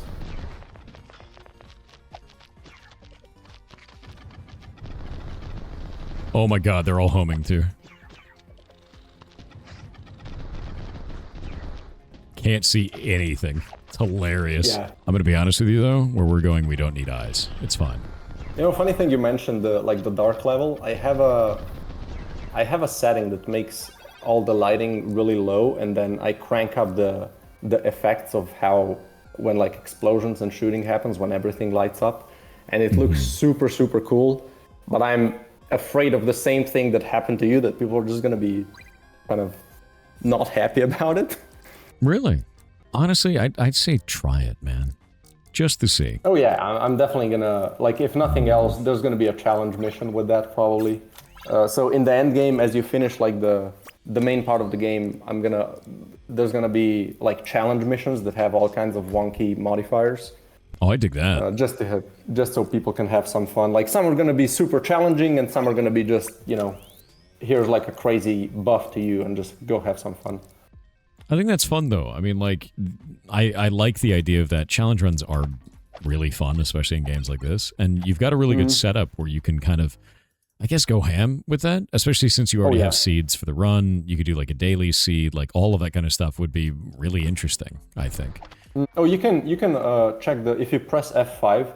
There we go. You can go, so gain remove item in the third row or third column. There we go. Do that one. I'm on a delay a little bit. Oh, okay. So you have all the items that are in here. Yeah. So this is the dev tools, right? But you can scroll down and you can see how many evolutions there are. Man. You can combine these in such silly ways that the game gets really difficult, or really funny as well. So this is actually wild too. Just the idea of like mushrooms are now a weapon, Destroying enemy bullets has a 50% chance to fire your own bullets in the opposite direction. Mortars spawn 3 shells on impact. What? Oh, this one. Yeah, this. Dude, you can I'm gonna click take on it and then try just to see how. Yeah, just try it. What in the... Wait, and those count as shells, so if we have something that like does shells, it'll do that. I just took damage from my own stuff. Careful, yeah. I lit myself on fire, it's fine. Oh my god, dude, that's insane. If you get this item from the boss, it spawns 6 shells from every mortar, right? That's crazy, dude. I could see how absurd that ends up being. Yeah, 3 extra shell shots, right? Every time we do a mortar. Projectiles gain plus 10% damage every unit of distance they travel. No, I think that's awesome. Yeah. The last projectile in the magazine fires 2 times is also crazy. Yeah, and this gets all the repeat and everything. Is there any way to... Later on, you unlock stuff, something that can make bullets give effects to the bullet after them. So if, let's say it gives, AoE, and if it also has repeat, it's gonna give AoE multiple times, which, multiplicative, crazy shit can happen. It's super funny. Is there a way to reduce my, say, magazine size? So I have even less bullets? You unlock some starting items called magazine mods that change how your magazine looks. So one of them does make it shorter and higher, so you have more space below. One of them also makes it so you have two of them and you can swap between them with shift, and you can kind of make two different builds in each of them, and both of them are really short. There's a ton of stuff that you can kind of customize and have like a different experience. That's awesome. No, I really dig that. So, I'm going to ask you a tough question. And this is, if you don't have an answer, it's totally fine. I know you have a publisher, but you may want to ask the community for this. How much do you think you're going to sell your game for? Oh, yes. To be honest, most likely, I think 15 is a really fair price. Okay. But I am considering 10. Really? So what makes you make that consideration? I'm interested. What's your thought process here? So, I don't like this thought process is the thing. My thought process is that if it's, $10, it's gonna be able to reach a wider audience, and it's gonna be, I guess that's it. It's just gonna have a better chance to reach more people. Because the thing is, my marketing is really, it's really weak. So it's hard to, I'm gonna cover a really, really tiny bit of the whole market. So if I increase that percentage, I think it can be a lot more valuable than getting more per a single unit. Honestly, I completely agree with you. It's something that I talk about on the stream all the time of, it also goes along the route of localizing your prices for international audiences, right? Yeah. It is so much better since digital distribution, right? You don't pay per unit sold. You don't have to transport a physical good. You don't have to, print it or deal with loss or theft or anything like that. So the idea of one person buying it and enjoying it, maybe they tell their friends, right? And it immediately becomes a profit, even if it's, less individual income. It is more overall. And I super agree with you. I think that's a really good outlook, man. Really, really good outlook. Like the other thing is though, and I'm curious to hear what you think, but I believe that if a game reaches a certain level of of quality and polish, which I think my game does definitely deserve the $15 mark. Yeah. I feel like it's fair to the other developers to give it that higher price, just so if people make smaller games, they don't get compared to games that obviously had a lot more time and effort put into them. It happens so much, people compare stuff to all kinds of games that are super cheap and I could just buy that game for $5. And it's sure, but I think it's a good thing to have a well-priced game in terms of fairness for other smaller developers. So, I think what you're describing is the Silksong effect, right? Silksong released it dramatically cheap. Yeah. No, I totally understand. It released at a very, very cheap price. It's $20 for Silksong, which is just outrageous amounts of content for that. It was absurd, yeah. Yeah, it's super absurd. And there's a lot of people that are making platform fighters that are now like, what do I do? Yeah, exactly. How do I release a game that compares with Silksong? Exactly, yeah. If they're going to price it 20, they're going to be well, look at Silksong. Yeah, sure, but they're covering the whole market. They could price it for $1 and it would be really successful for them. Yeah. The way that I look at it is it's kind of a double-edged sword there, because if you put something out that's an absolute banger for really cheap, everybody's going to buy it, and they may not buy those other games, so they may look down on them and be like, why did you make your game more expensive than this other thing, right? Yeah. And I totally get that. We have seen that with Silksong. People have been like, well, why would I buy this when I could just buy Silksong? What's the point, right? The thing that I will always say that comes after that, though, is that moment is kind of a flash in the pan. It lasts until the grand majority of the population that wants to buy Silksong does so. And then after that, they move on and they go buy new experiences. Fair. They play new stuff. If you're worried about that, I wouldn't be in the long term. If you were launching it right around other people, I think that's more of a concern generally. But for that moment, that might suck for that moment. But long term, it's not going to matter. And I would price the game in a way that you feel comfortable. You would feel comfortable buying it, and you feel like other people would feel comfortable buying it. Because, again, digital distribution, man. Like, you're not paying anything per unit. And the more people that buy your game, the more marketing you get at the same time. Yeah, exactly. Word of mouth is so powerful. It's massive. Yeah. Yeah, so like that's generally how I feel about it though, is just that, you know, like get as many sales out as you possibly can so that people, you know, they feel comfortable getting it and they tell their friends about it. How do you guys feel about it, Jet? Compromise at 12. 12 is a weird number. I'm gonna be honest. When I see a game at like $12.99, I go like, what? No. If you do that, just do 15. Otherwise, just go $9.99 so you're sub 10.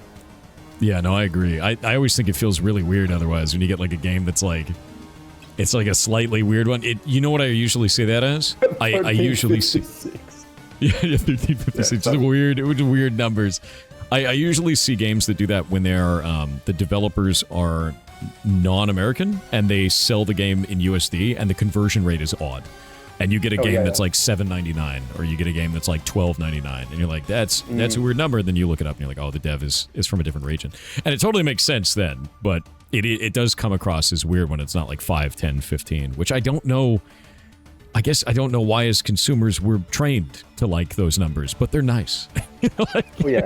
And like I think this was like I was talking to a guy that runs a company that kind of analyze prices.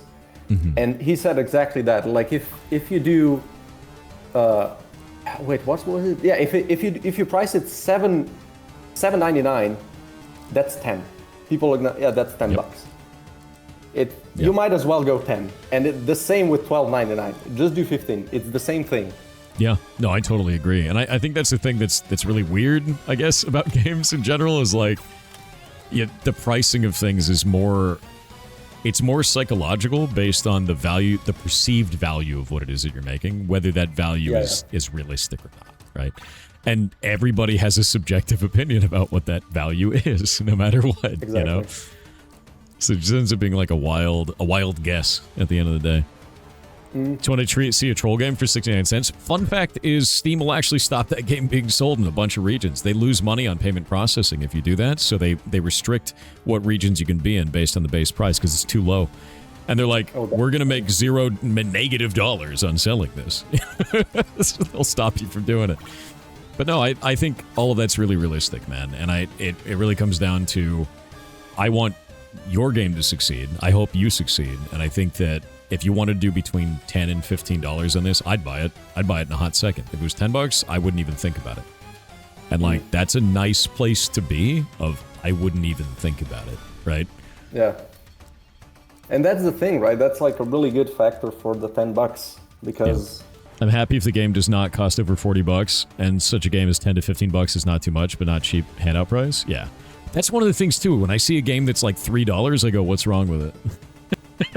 Absolutely. Which is such a weird thing to think. You're like, I don't think I'm getting good value because that's too cheap. Something's wrong. What are you doing? Yeah, but it's the same like if you go into a market and there's a cheese that costs $1, you're going to be like, well, that's rotten. Yeah, something's wrong with that. Why is that cheese only $1? You know, like, what'd you do to it? You know?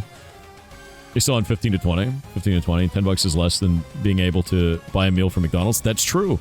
That's the other thing, too, is thinking about, like, prices of things, at least here in the US, have changed like so dramatically. We've got a very global audience here because I stream from midnight till noon. So we hit like all of the US, we hit like all of South America, we hit a bunch of Europe and then Australia, you know. And so like we see all these different economics between all these different countries and all the different, you know, all the different viewers there.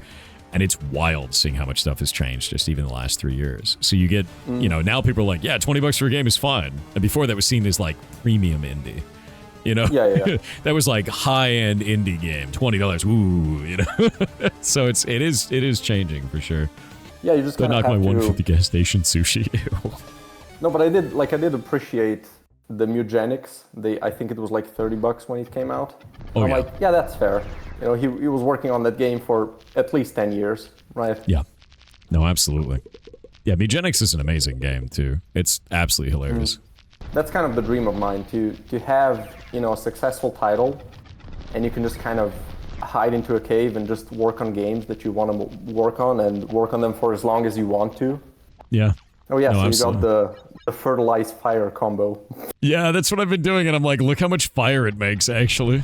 This can definitely start showing the problems with my code base. The tears in the engine start to form. Oh yeah. I think I got this power-up. I don't know if I actually did. Yeah, you did. Okay. There we go. It's in there. All right, let's see. Range 100%.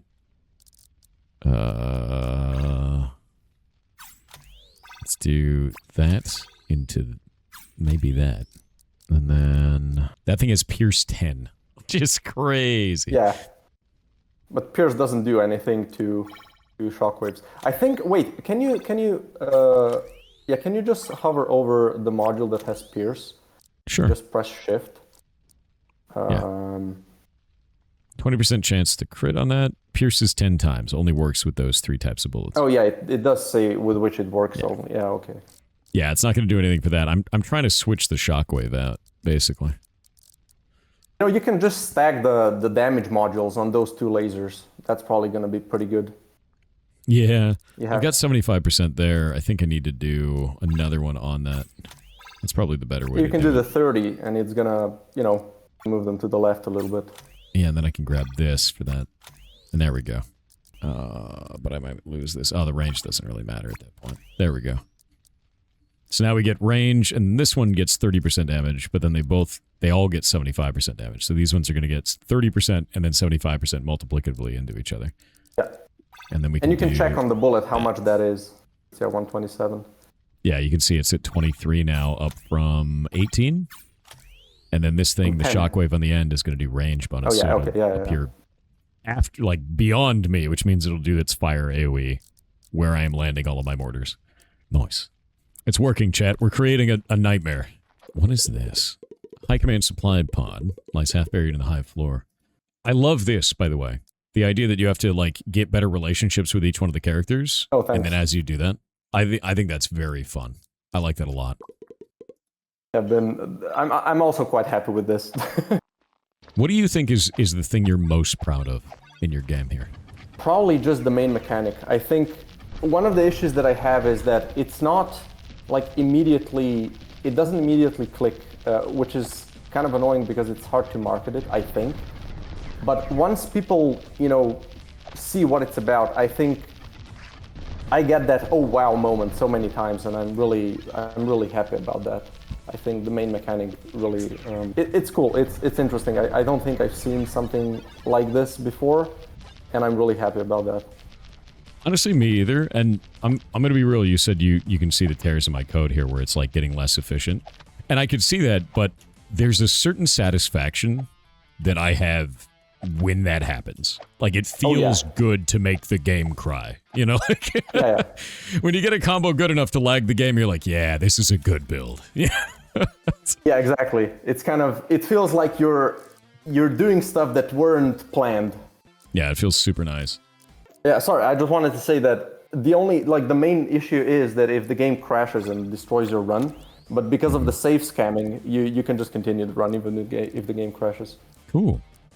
So chat wants me to ask you, what do you think your game does the worst? You gotta call your baby. Oh my god. Yeah, I mean, apart from the code base being such a bowl of spaghetti, if you might, I don't know exactly what I think. I was just thinking about this the other day, and I don't know. I honestly don't know what's like the thing that I hate about it the most, because I'm always I have such a bad relationship with my skills as a programmer that the amount of kind of how much I hate the way my code is set up doesn't even come close to anything else. So I don't think I even notice it.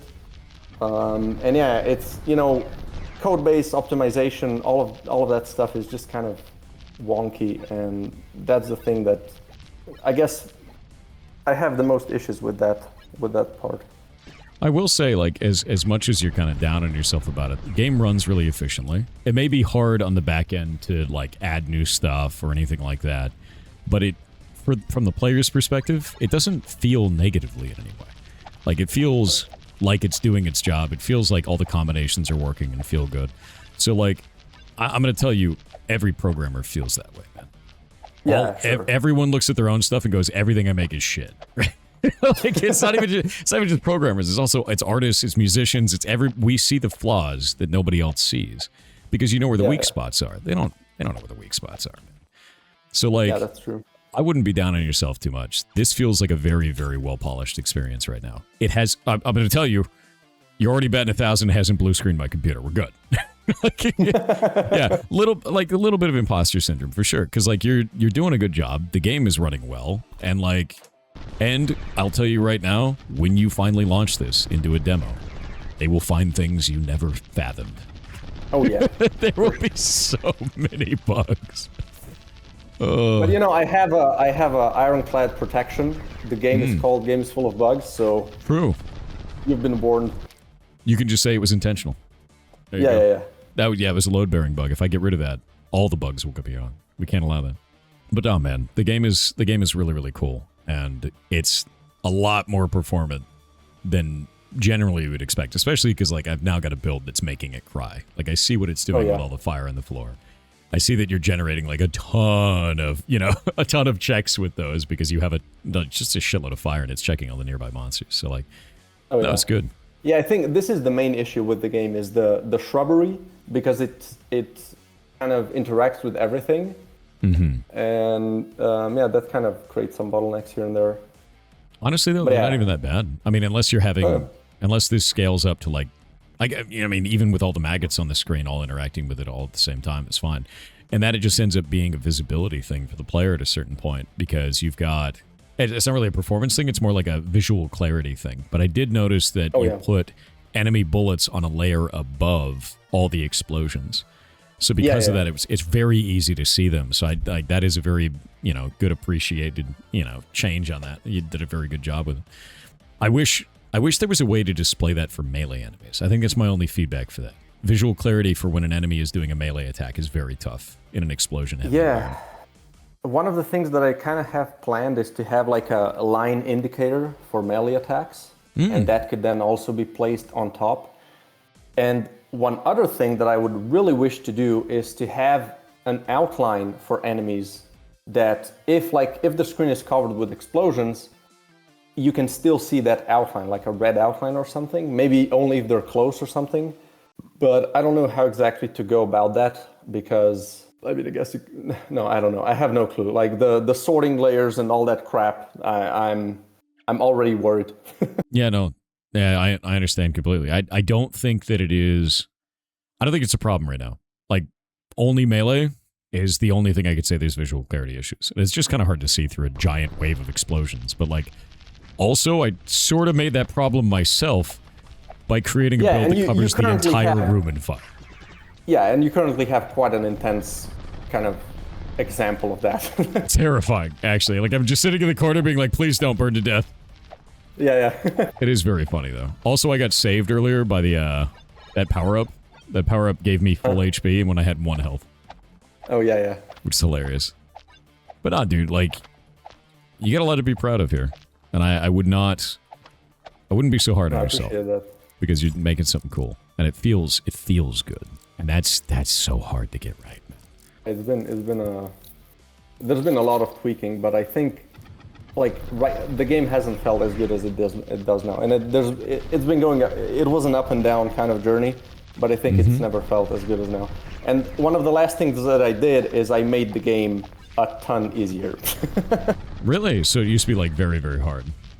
Yeah, it used to be. I mean, it used to be challenging to me, which, it's not a good sign. Yeah, I mean, if you're the one who spends all day on it, Exactly. It needs to be easy for me, but it also took me a while to understand that. But like, you do get some, challenges, some modifiers, because if you're gonna reach the end of this mission, the next mission you're gonna lock in this biome is gonna be the first mission that has a starting modifier. And then the more missions you unlock, the more kind of crazy starting modifiers they're gonna have. And those definitely get quite hard. So I think that's kind of, it's cool that you can just learn the game on, with this easier kind of setting, I guess. And then as you understand the magazine building mechanic and as you understand like the different intricate combos you can do, then you can get introduced to a bigger challenge and just have fun with that. No, it's cool. I think that's a really good thing. Like, I don't know, like I've been through that process of like checking things out and like seeing how we could modify the game going forward, and it I don't know, that part always feels really good, man. It feels like the best once you kind of get that rolling. Yeah, that's true. By the way, you're just before the final boss of this biome. The Doom Shroom. Oh yeah. It's pretty good. He's got a lot of HP. The fire works. Holy shit, the fire works well. Yes, it does. Oh, I think he's dead. Wait. Something's happened. Oh yeah. He's done something. Wait. Are you dead or are you faking? Ah! A little bugged, but it's fine. Maybe you're not faking? Got him. Yeah, this is a bug. And this happens if you kill it exactly at this moment before this attack happens. Really? It can still shoot it out. Which is kind of funny. It's kind of like a nuclear throne when you reach the throne, when it blasts you the first time that you don't know. You kind of wait for it in the middle and it just one-shots you. It's pretty funny. All right, chat. Pull out the guts or extract the most valuable parts. Which one? Chat is saying the guts. Pull out the guts. Gain a bunch of Shroomerite guts. Oh yeah, I got an interesting question actually. How are you testing performance? Are you just doing a bunch of profiling, or are you like what are the tooling that you're using for this? Also, what engine are you working in? Yeah, so I'm working in Unity, so I have the Unity profiler. There you go. The thing is, I don't understand it super well. It's okay. There's like, as soon as those allocations are kind of shown, and I'm like, well, what is allocating all this memory? Like, what's happening? I don't know. And I know there's ways to check, and I'm gonna do that.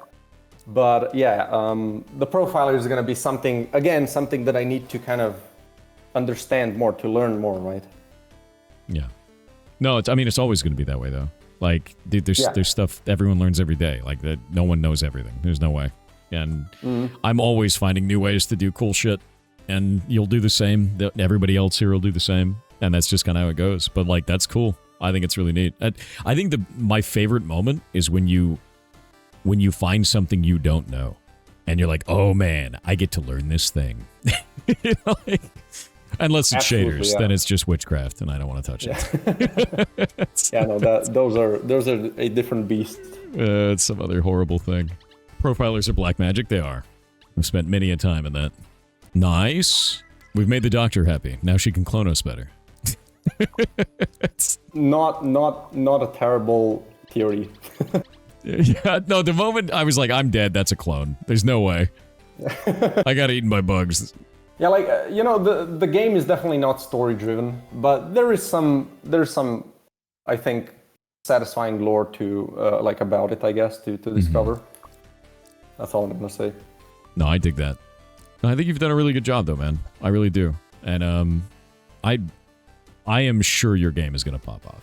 Like, I appreciate that. It's got all the DNA that it needs to in the genre that does, that has already gotten great games here. It feels like it stands on its own among basically every other game I've played there. Like Enter the Gungeon, you've got Nuclear Throne, you've got kind of weapon combinations that feel reminiscent of Noita without being them, And like, it's good. Like, all of that is just good. So, like, you've hit on something that is cool here, and you've polished the living hell out of it. So, awesome job, man. I really appreciate that, man. Yeah, absolutely. Chat's like, let me give you my money. I need this game. Yeah. Well, you can just come into my Discord server, and I can give you this exact copy to try it out. Let me grab a link to your Discord real quick. I think it is up on your Steam. There it is. Got it. All right, chat. I'm going to give you the Discord here so you can go join that. Join up on that Discord. Ask for a copy of the game if you're super into it. Boop, boop, boop. That Discord's going to go wild. Oh, one of the things you may have, go look at your Discord real quick. If enough people join too quickly, it'll pop up a yellow thing at the top. Hit accept, and then it won't think that they're rating it as bots. The goblins hit shit. Okay. Yeah, goblins hit shit really hard sometimes, so... Does it have a Steam page? It does. Yeah. Here, let me pop this up for you guys so you can go and wishlist it as well, because you really should. If you're really interested in this game. Review alert. Yeah, there it is. That's the one. Mark is resolved. Yeah, Mark is resolved. It'll block them from going in otherwise because there's so many people hitting it that Discord is trying to protect itself from the goblins. No, It's just there we go. they're too powerful. Jesus. Enjoy your wave of people. Oh, I appreciate that. It's like I have like 200 or something, so it's I'm having a really hard time reaching wider audiences, I guess. Honestly, my hope is that things like this help with that, man. And like your game is really Oh yeah, cool. definitely. This would be one of those games where like if it didn't reach a wider audience and we never heard about it and we found out about it like 2 years from now, we're like, holy shit, this game is awesome. And it already is in a state where I feel compelled to just keep playing it. Just another round, just another room, just unlock another thing. So like that, I mean, that's why we're doing this. That's the whole point. So my hope is that you get a ton of wish lists from this. You get a bunch of people that are really interested. How many of you guys in chat are interested in this game? Say me. Say me. Just like other great bullet heavens. Yeah, I mean, the thing is like, yeah, look how many people they're just going crazy in Twitch chat right now. I really appreciate that. And over and kicking YouTube now too. Yeah, because like you just wishlisted it. That's awesome. Yeah, because it's fun, man. And like, I don't know. Sometimes you need like just a game where you blow up the screen. Like, you just do. Right. Exactly. Totally. And I think the other thing too is like it's really nice feeling because the grid-based way that you did this with like destroyable walls feels nice. And you can see that like, oh man, I need to get away from this. The best way to do that is dig through this wall to my side and then just keep firing and stuff. Oh, you know, there's an item that you unlock later on, which makes, if you destroy a wall, it shoots lasers in all directions from that wall. That's pretty funny.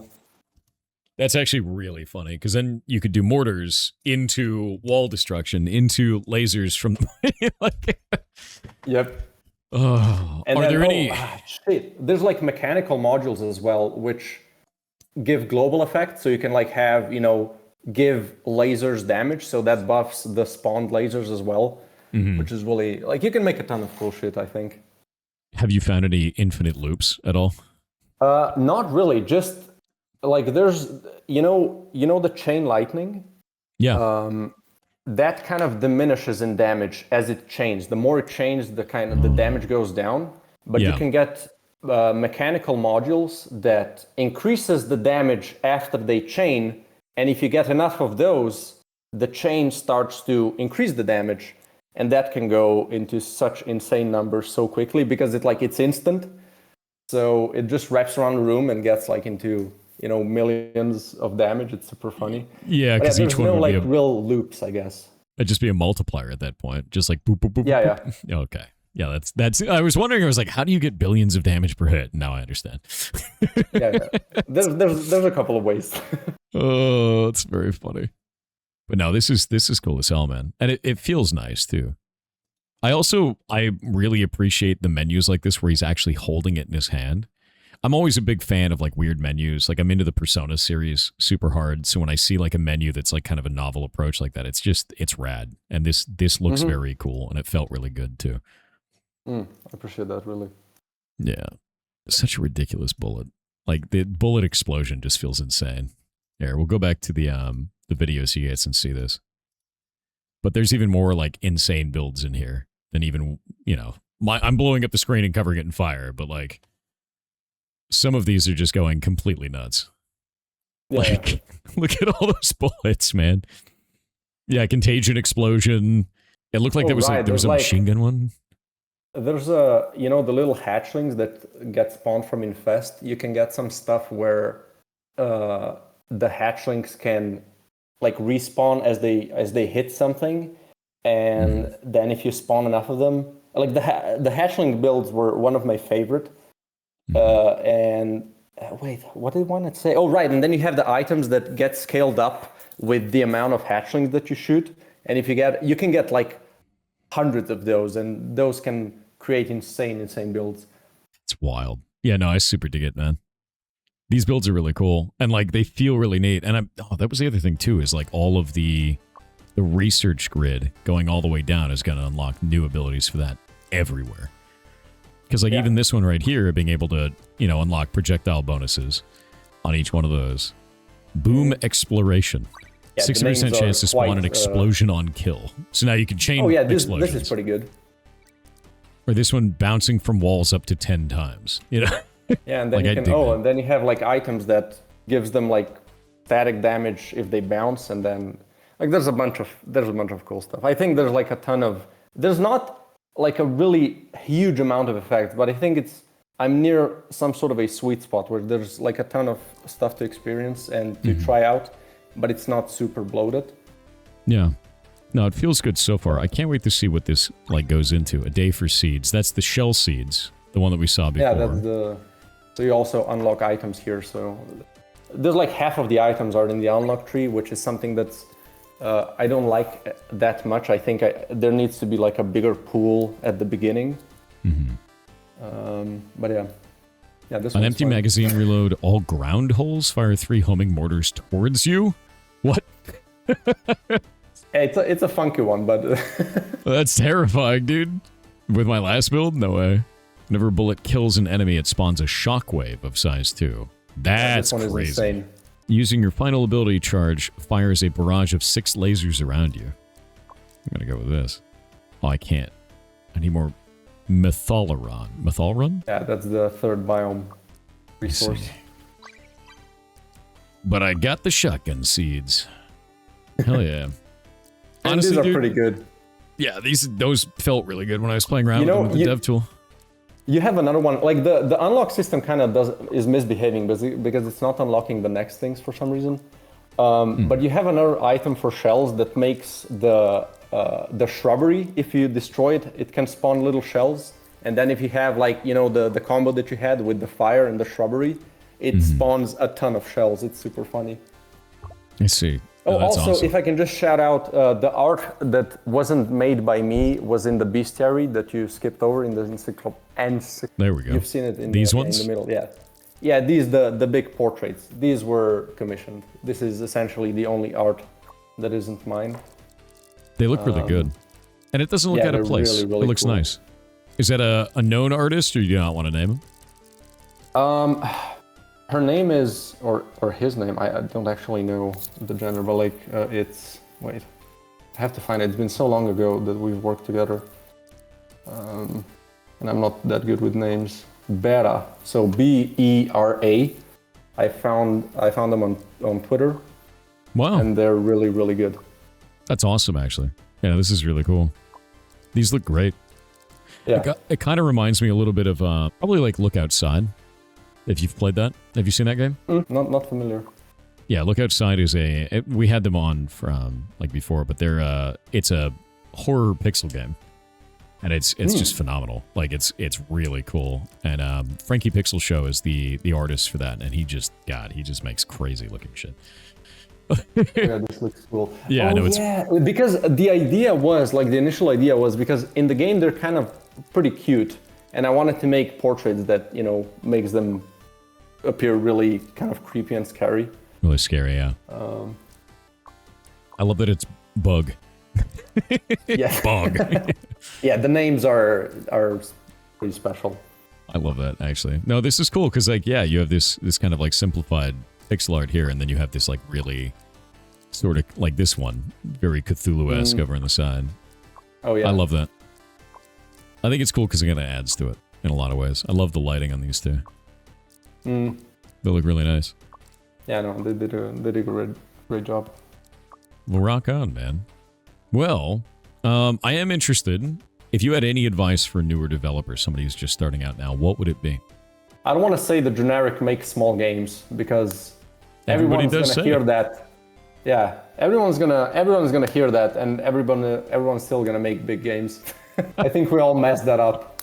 Everybody messes that up. That's why I run game jams, so they have to make small games. Ah, there you go. That's good. Yeah, Yeah. Entering game jam is definitely good. I've never done choice it, there. but that's definitely smart.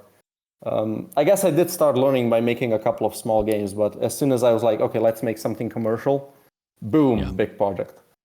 There you go. Big mistake. Big project, big otherwise- mistake.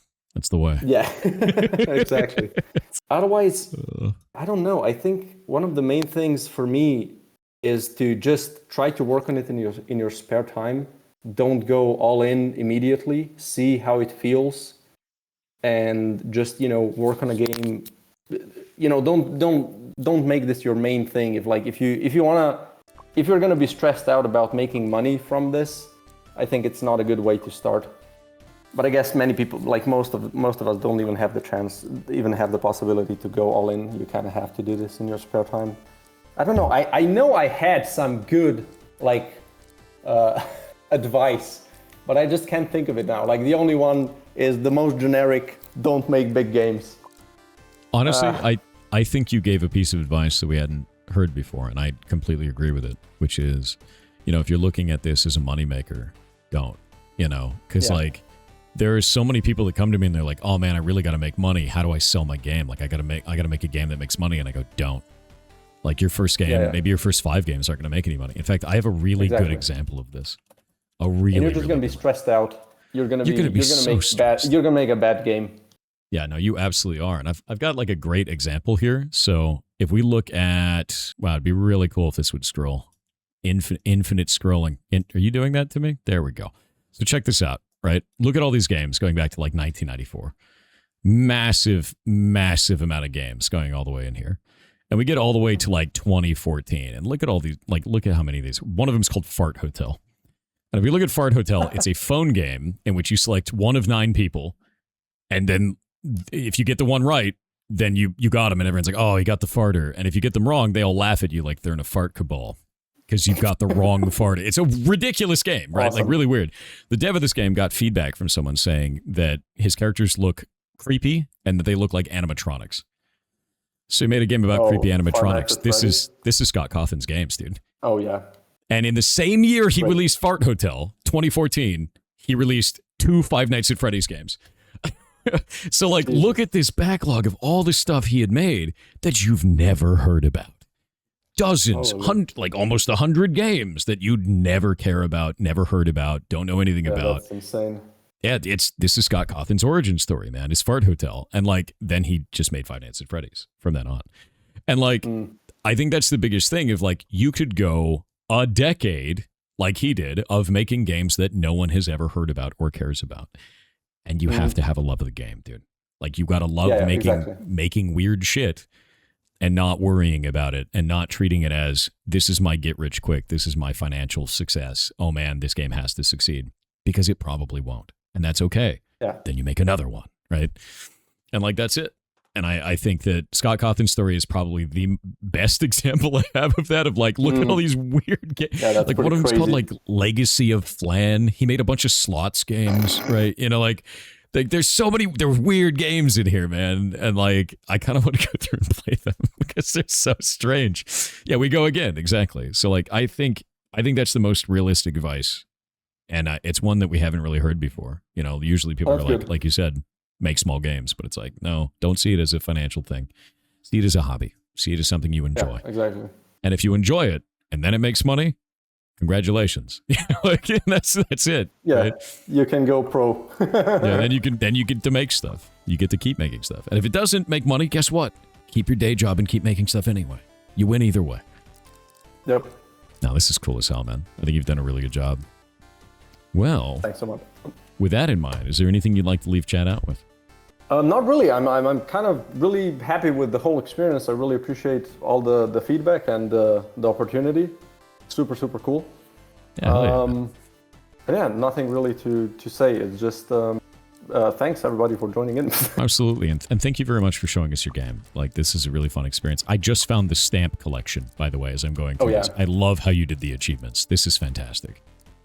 Yeah, this is one of the things that I'm kind of, every platform has their own thing, and I'm like, I'm just gonna do them in-house, like in the game, and then just duplicate a couple of them on the platform if they have like, Steam achievements and stuff like that, but I want to have them in the game. I like that. I like that a lot. No, I really dig that. Yeah, a lot of this is still work in progress, but yeah. Still cool. I dig it a lot. How many stamps, dude? Look at all these stamps. Every single one of these, right? I mean, these are kind of just the achievement screen, like the 4th page is kind of placeholder. I don't know if I'm gonna make that many because these are the classic achievements. The other ones are for beating missions, and yeah, I'm gonna see how many of these I make. You heard him here, chat. He's gonna make an achievement for every one of these. There it is. Every one of these filled. Yeah, no, that'd be a hell of a lot. But no, this is cool, even for like challenge run kind of stuff of like obtained when Yeah, completing all the missions for the section, heroic versions, and then collecting all the stamps from this section. It's just neat. And it's cool because you've done this as a tabbed system, so if you want to add more levels in the future, you can just add another tab. There you go. Exactly. I think it's very awesome. Yeah, completionist kicks in, exactly. You love collecting Steam achievements? I think stamps are cool. Like a big stamp dork. So like, by our powers combined, 100% the video game. Yeah, 10,000 achievements. 10,000 years achievement, dude. But no, I want to thank you very much for coming on. This is, your game is really cool. It really is. Thank you so much. Yeah, I appreciate for the opportunity. This is really, it's awesome. Absolutely, man. Well, I want to thank you, and I will talk to you later, man. Thank you very, very much. Awesome. See you around, dude. Yeah, you too. Bye.